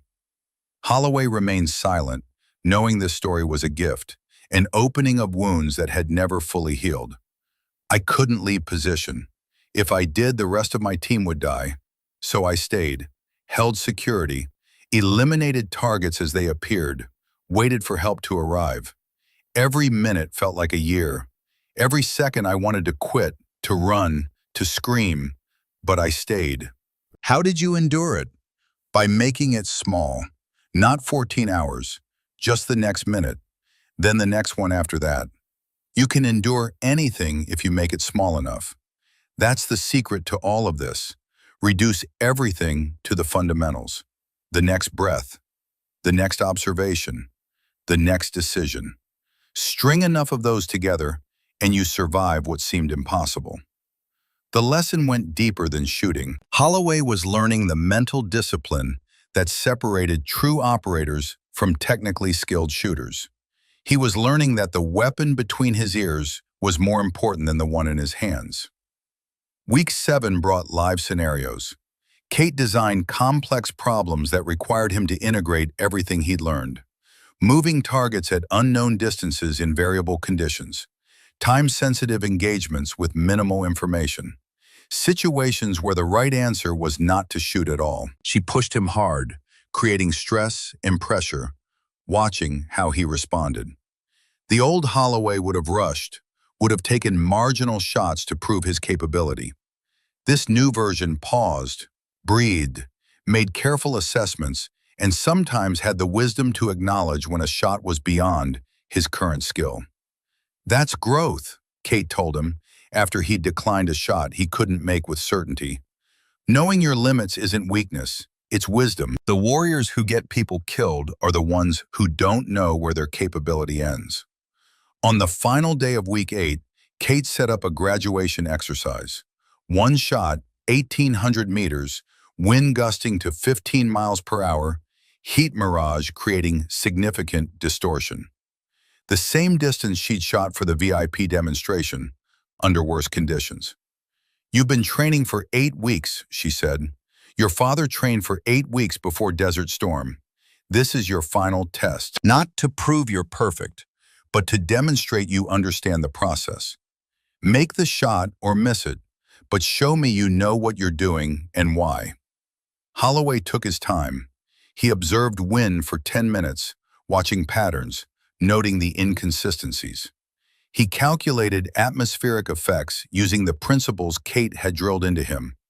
He set up his position with meticulous care, checking and rechecking every variable. When he finally settled behind the rifle, his breathing was controlled, his mind clear.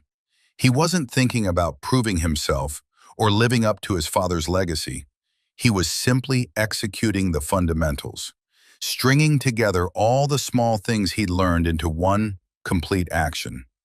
The shot broke clean, 1,800 meters away. After nearly 3 seconds of flight time, the round impacted 6 inches right of center mass. Not perfect, but respectable under the conditions. Kate nodded. Good shooting. More importantly, good process. You missed your wind call by about 1 mile per hour, which is why you impacted right. But your methodology was sound. That's what matters. Technical perfection comes with more practice. Understanding can't be taught. It has to be earned. You earned it.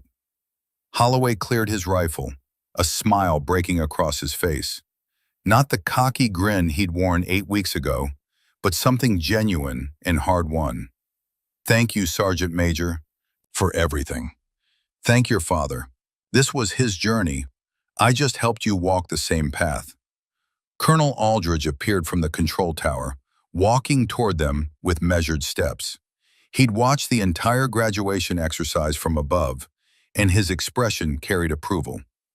Lieutenant Holloway, he said formally, congratulations on completing the Advanced Precision Marksmanship Intensive. I'm told you're a different operator than the one who arrived 8 weeks ago. Yes, sir. I hope I am. Your father would be proud, not of the shot, though that was respectable, proud that you were humble enough to learn, strong enough to change, and wise enough to recognize what matters. Aldridge extended his hand. Welcome to the ranks of quiet professionals. The handshake carried weight, the passing of something intangible but vital from one generation to the next. 6 months later, Fort Bragg looked exactly the same but felt entirely different to Kate Brennan. She'd settled into her role as Sergeant Major and head instructor with a completeness that surprised her. The first official 12-week Advanced Precision Marksmanship course had just graduated 15 students, Rangers, SEALs, Force Recon Marines, and 2 Delta candidates. All of them had been transformed by the curriculum she designed, the methodology she'd refined through Holloway's intensive training. The course had gained a reputation. Students called it brutal, transformative, the hardest training many of them had experienced. But the results spoke for themselves. Graduates were performing at levels that exceeded all previous benchmarks. More importantly, they were performing with humility and wisdom, understanding that skill without judgment was dangerous. The range itself had been formally renamed during a small ceremony attended by base leadership. It was now called Brennan Range, with a brass plaque mounted at the entrance. Kate had protested the honor, but Aldridge had been insistent. Legacies matter, he'd told her. You're building something that will outlast both of us. It deserves to be acknowledged. The plaque was simple, elegant. Brennan Range, where competence requires no announcement. The phrase had become something of a motto among special operations personnel, a reminder of the values Kate embodied. Master Chief Marcus Holloway had become one of her most valuable assets. He'd returned to his SEAL team a changed operator, and the transformation had been noticed. He'd been promoted to Master Chief and assigned as an instructor at Naval Special Warfare Center, where he taught Kate's methodology to incoming SEALs. They collaborated frequently, refining techniques, sharing lessons learned. On a cool morning in late autumn, Kate stood at the firing line supervising a new class of students. Among them was a young woman, Lieutenant Rebecca Thorne, 26 years old, an Army officer who'd fought for and earned her place in Ranger School. She was facing the same skepticism Kate had encountered years before, the same dismissive attitudes that assumed gender determined capability. Kate watched Rebecca handle her rifle with growing competence, saw the focus and determination that reminded her of herself at that age. During a break, she approached the young lieutenant. Good shooting today, Thorne. Thank you, Sergeant Major. Rebecca's posture was parade ground perfect, but her eyes carried exhaustion. Though I'm sure you've noticed I'm still struggling with wind calls over 1,200 meters. Wind reading is the hardest skill to master. Took me 3 years before I felt truly confident. Kate paused, studying the younger woman. You're also dealing with extra pressure the male students don't face. I see how they look at you, the skepticism. Rebecca's jaw tightened. I can handle it, Sergeant Major. I know you can, but you shouldn't have to handle it alone. When I went through Ranger School, I didn't have mentors who understood what I was facing. I'm offering to be that for you. Extra instruction if you want it. Not because you need remediation, but because excellence deserves investment.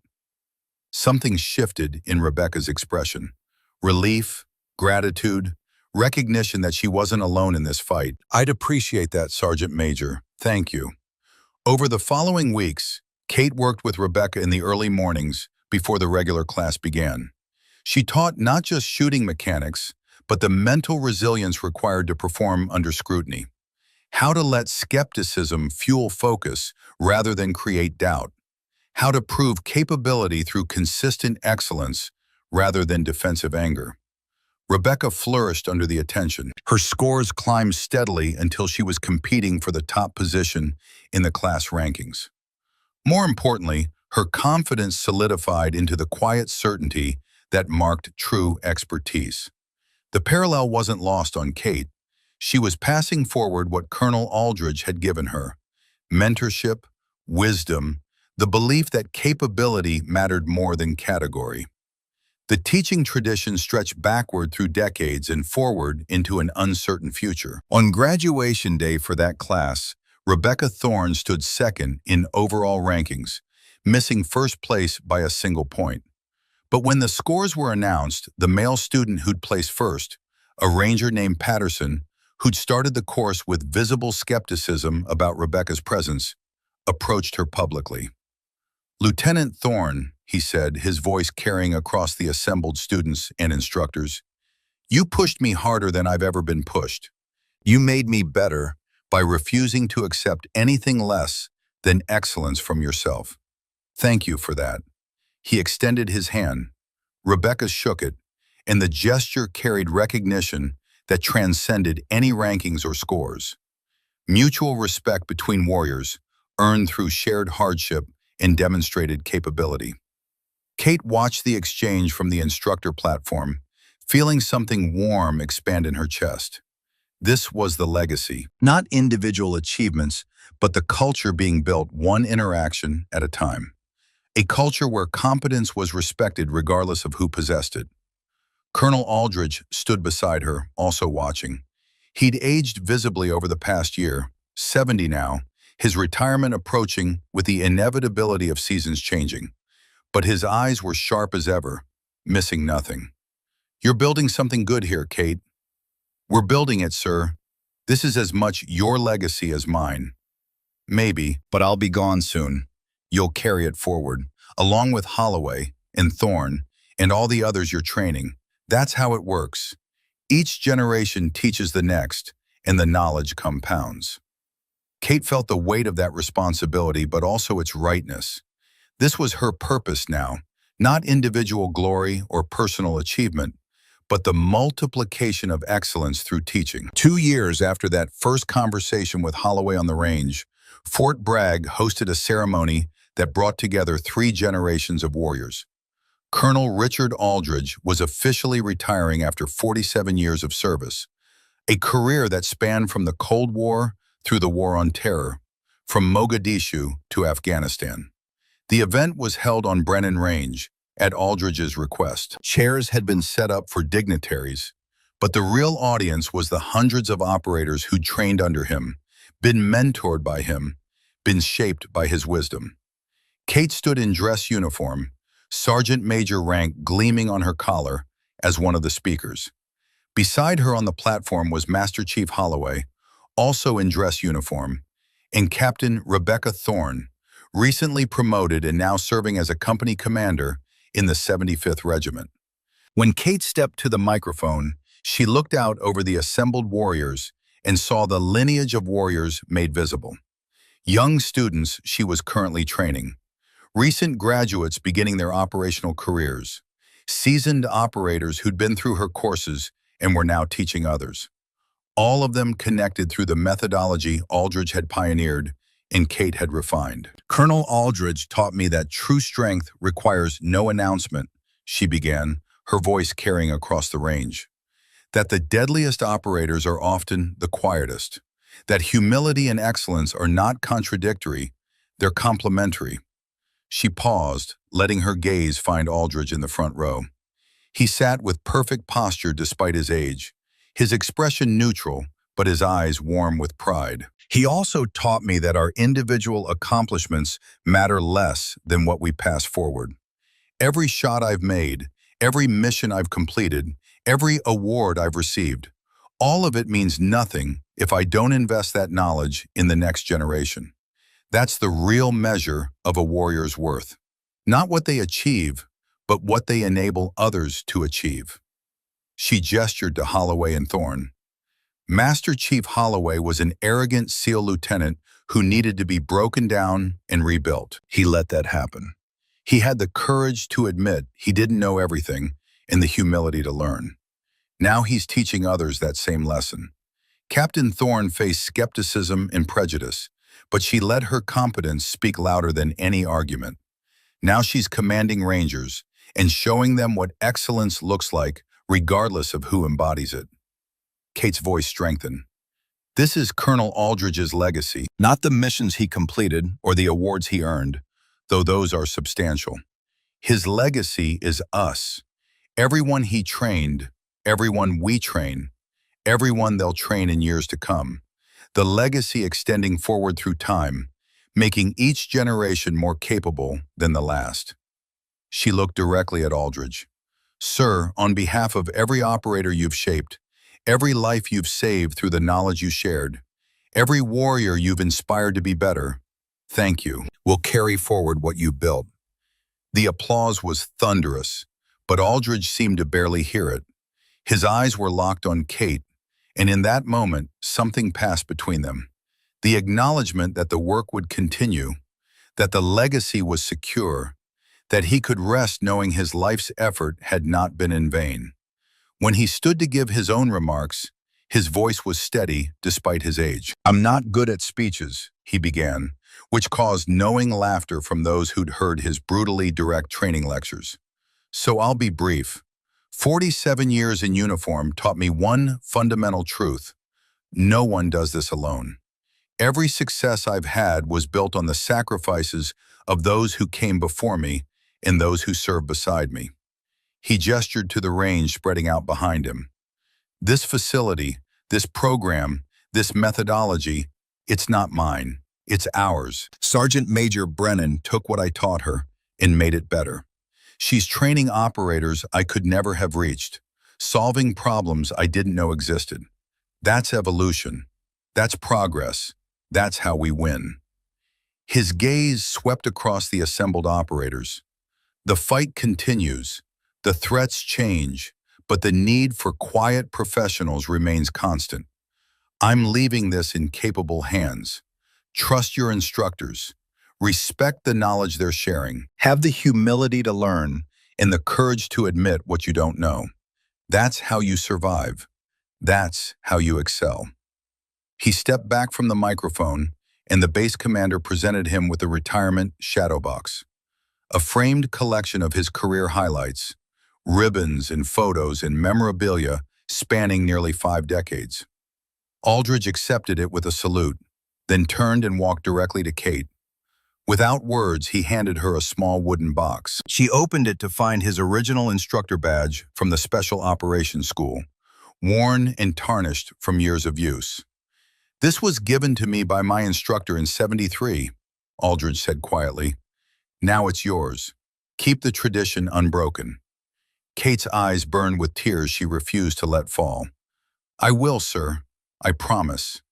They embraced briefly, the gesture carrying the weight of years and shared understanding. Then Aldridge moved through the crowd, shaking hands, receiving thanks, slowly saying goodbye to the life he'd lived for nearly half a century.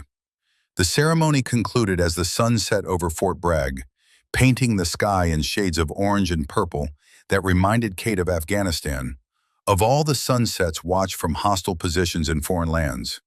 The beauty and the danger always intertwined, impossible to separate. 3 years later, Kate stood in almost the same spot, but the context had shifted again. She was now overseeing the expansion of the Advanced Precision Marksmanship program to include satellite courses at bases across the country. Her methodology had been formally adopted by SOCOM as the standard for all precision rifle instruction. The program she'd built had grown beyond Fort Bragg to become a cornerstone of special operations training nationwide. Lieutenant Rebecca Thorne was now Major Thorne, serving as the deputy director of the program, helping manage the growing network of instructors and facilities. Master Chief Holloway had retired from active duty and joined as a senior civilian instructor, his expertise too valuable to lose when his military career ended. The three of them stood watching a new class go through qualifications, seeing the latest generation of operators demonstrate the skills and mindset that had become synonymous with Brennan Range graduates. Colonel Aldridge would be proud, Holloway observed. This has grown beyond anything we imagined 5 years ago. He knew, Kate replied. He told me once that good ideas grow if you plant them in fertile ground. We've been planting seeds for years. Now we're seeing the harvest. Rebecca checked her watch. We have the quarterly review with SOCOM leadership at 1400. They want to discuss expansion to 2 more bases. Kate nodded. The program's success had created demands she couldn't have imagined 5 years ago. Bases across the country were requesting the curriculum, sending their best instructors to be trained in the methodology. How many applicants for the next instructor course? Kate asked. 47. We can only take 12. Rebecca's expression showed the familiar frustration of success. Every special operations unit wants their people trained in the Brennan method. The Aldridge-Brennan method, Kate corrected quietly. He started this. I just kept it going. Holloway joined them, wiping sweat from a training session. The new SEAL class is sharp. That cocky lieutenant, he's already starting to see his blind spots. Give him 3 weeks. He'll be a different operator. Like someone else I know, Kate said with the ghost of a smile. Holloway laughed. Touché, Sergeant Major, though I maintain I wasn't that bad. You were worse, Rebecca and Kate said simultaneously, then shared a look of perfect understanding. The easy camaraderie between them was the result of years working together, of shared purpose and mutual respect earned through demonstrated competence. They were colleagues, mentors to the next generation, and in a way that transcended military hierarchy, friends. The SOCOM meeting, Kate said, returning to business. What's their primary concern? Budget and scalability. They want to know if we can train instructors fast enough to meet demand without diluting quality. Kate considered this. It was the eternal tension, growth versus excellence. Push too fast and standards dropped. Move too slow and operators died from inadequate training. Tell them we'll expand to 10 bases within 3 years, but no faster. Each new facility gets a senior instructor from our existing program for the first year. No compromises on standards, ever. Rebecca made notes. They'll want timelines and metrics. Then we'll give them timelines and metrics. But the bottom line doesn't change. We train warriors who come home alive and complete their missions. That's the only metric that matters. The sun was climbing higher, the day's heat building. Kate watched the students on the range, their movements still uncertain but improving with each iteration. Learning, growing, becoming. This was the work. Not glamorous, not headline-grabbing, but essential. Every student who graduated carried knowledge forward into dark places.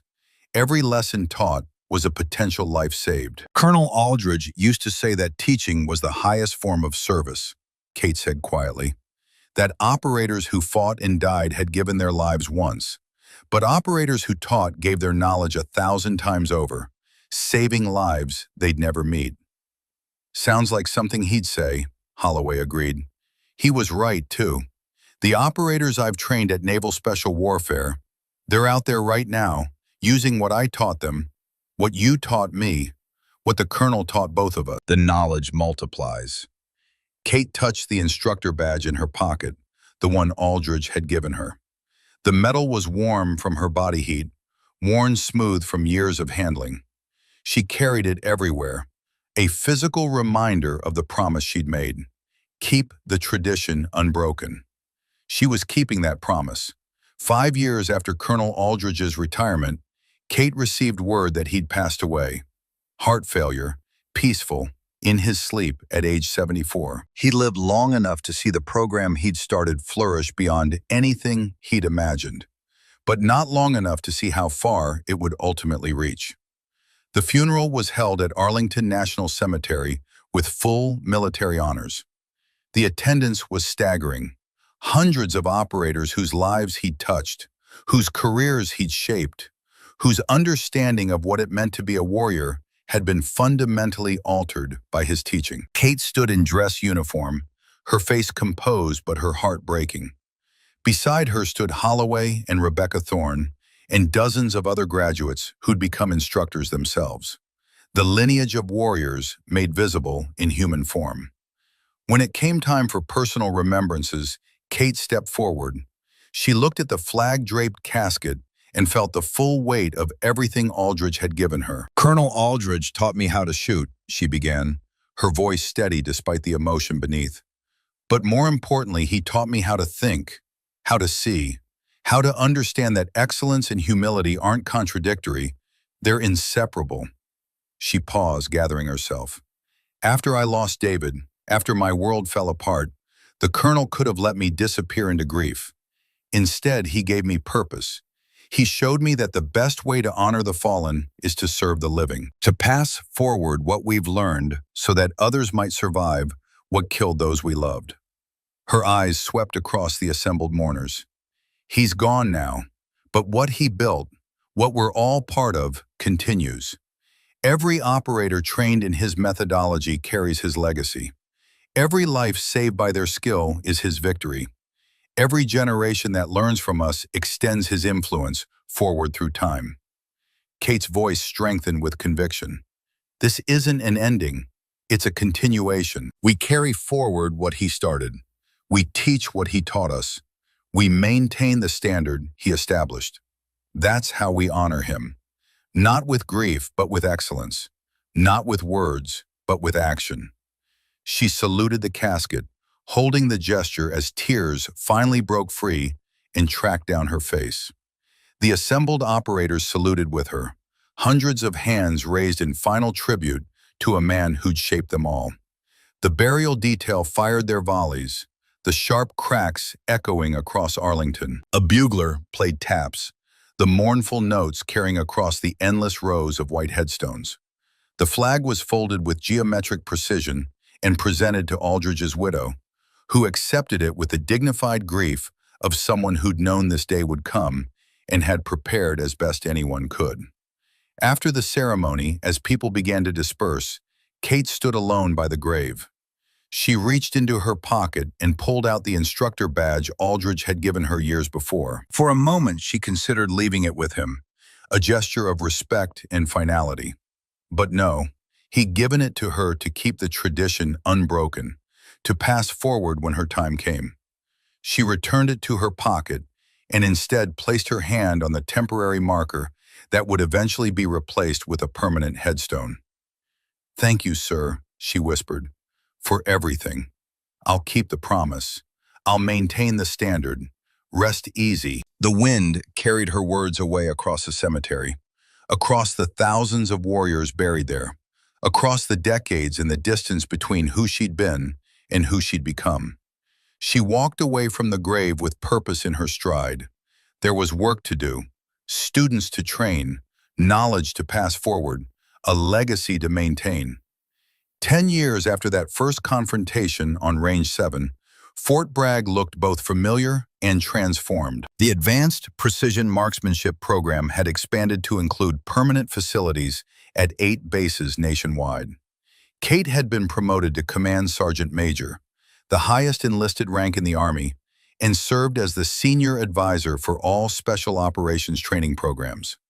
She was 40 years old now, her blonde hair showing the first threads of gray, her face carrying lines earned through years of responsibility and leadership. But her eyes remained the same, pale blue and absolutely certain. The original Brennan Range had been expanded and upgraded, now serving as the flagship facility for the national program. A new building housed classrooms and offices, with Colonel Aldridge's name prominently featured on the dedication plaque. On a spring morning, Kate stood on the observation platform where she'd once made Holloway sit for hours, learning to see. Below, a new class was going through their first day of training. Among them was a young SEAL lieutenant who'd arrived with swagger and confidence, convinced he already knew everything that mattered. Kate smiled slightly, recognizing the pattern. She'd assigned Master Chief Holloway to be his primary instructor, knowing the former arrogant SEAL could best teach the current one. Rebecca Thorne, now Lieutenant Colonel Thorne, approached carrying 2 cups of coffee. She handed one to Kate and stood beside her, also watching the new students. "Think this one will learn?" Rebecca asked, nodding toward the cocky SEAL. "They all learn eventually. Some just need harder lessons than others. Holloway seems to enjoy teaching the arrogant ones, because he knows exactly what they're feeling and exactly what they need to hear. He's been there. That makes him the perfect instructor for that type." They stood in comfortable silence, sipping coffee, watching the eternal cycle of students arriving confident and leaving humble but competent. "Colonel Aldridge would be proud of all this," Rebecca said finally. "The program, the expansion, the impact we're having. He knew it would grow. He planted seeds in fertile ground, then trusted us to tend them." Kate paused, then added quietly, "I miss him, miss his wisdom, miss having someone who understood the full arc of this work. You have us now, different perspective but the same commitment." Kate nodded, feeling the truth of that. The tradition continued, each generation teaching the next, the knowledge compounding, the legacy expanding. That was the real victory, not individual achievement, but sustained excellence passed forward through time. A young female Ranger candidate was struggling with her rifle setup, and Kate watched as one of her assistant instructors, a graduate from 3 years prior, patiently showed her the proper technique.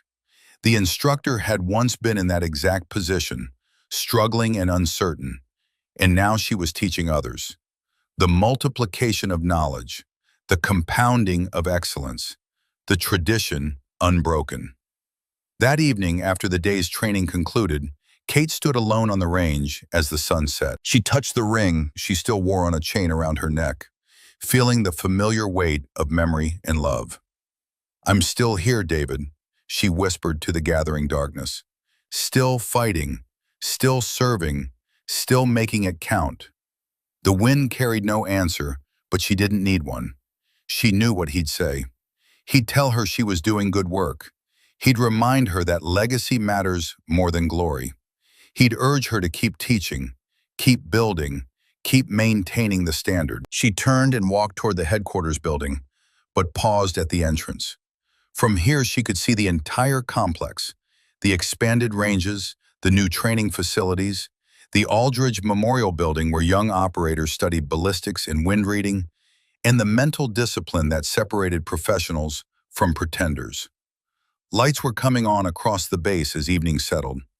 In the barracks, students were cleaning weapons and reviewing the day's lessons. In the instructor quarters, Holloway and Rebecca and a dozen others were planning tomorrow's training, refining techniques, discussing how to reach that one struggling student. The work continued, always. Kate's phone buzzed, a text from a number she didn't recognize. "SGM Brennan, just completed my first solo mission as team leader. 12 successful engagements, 0 casualties. Everything I learned on your range. Thank you for saving my life before I needed saving. CPT Alvarez, 2021 graduate."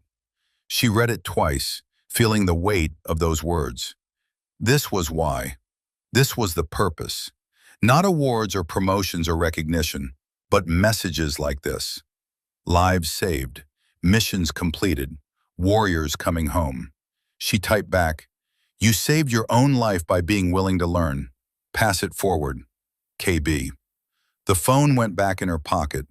She looked up at the darkening sky, at the first stars appearing. David had loved this time of day, that transition between light and dark. the moment when the world paused before night took hold. "We did good work today," she whispered to him, to the memory, to the promise she'd kept for 12 years. "Same again tomorrow." The wind carried her words away, and with them, the last of the day's wait. Tomorrow would bring new students, new challenges, new opportunities to pass forward what Aldridge had given her, what David had died believing in. The mission continued because it had to. The legacy endured because warriors like Kate refused to let it fade. The silent professionals carried on because someone had to teach the next generation how to survive the darkness. Catherine Brennan, Command Sergeant Major, United States Army, walked into the headquarters building. Above the door, a brass plaque caught the last light of day. Brennan Range, where competence requires no announcement. And beneath it, newer, smaller, dedicated to the memory of Colonel Richard T. Aldridge, who taught us that the deadliest warriors are the quietest, and that true strength never needs to announce itself. The door closed behind her. The range settled into night. And somewhere, on 100 ranges across the country, instructors trained in her methodology were teaching the next shot, the next lesson, the next warrior who would carry the knowledge forward into an uncertain future. The tradition remained unbroken.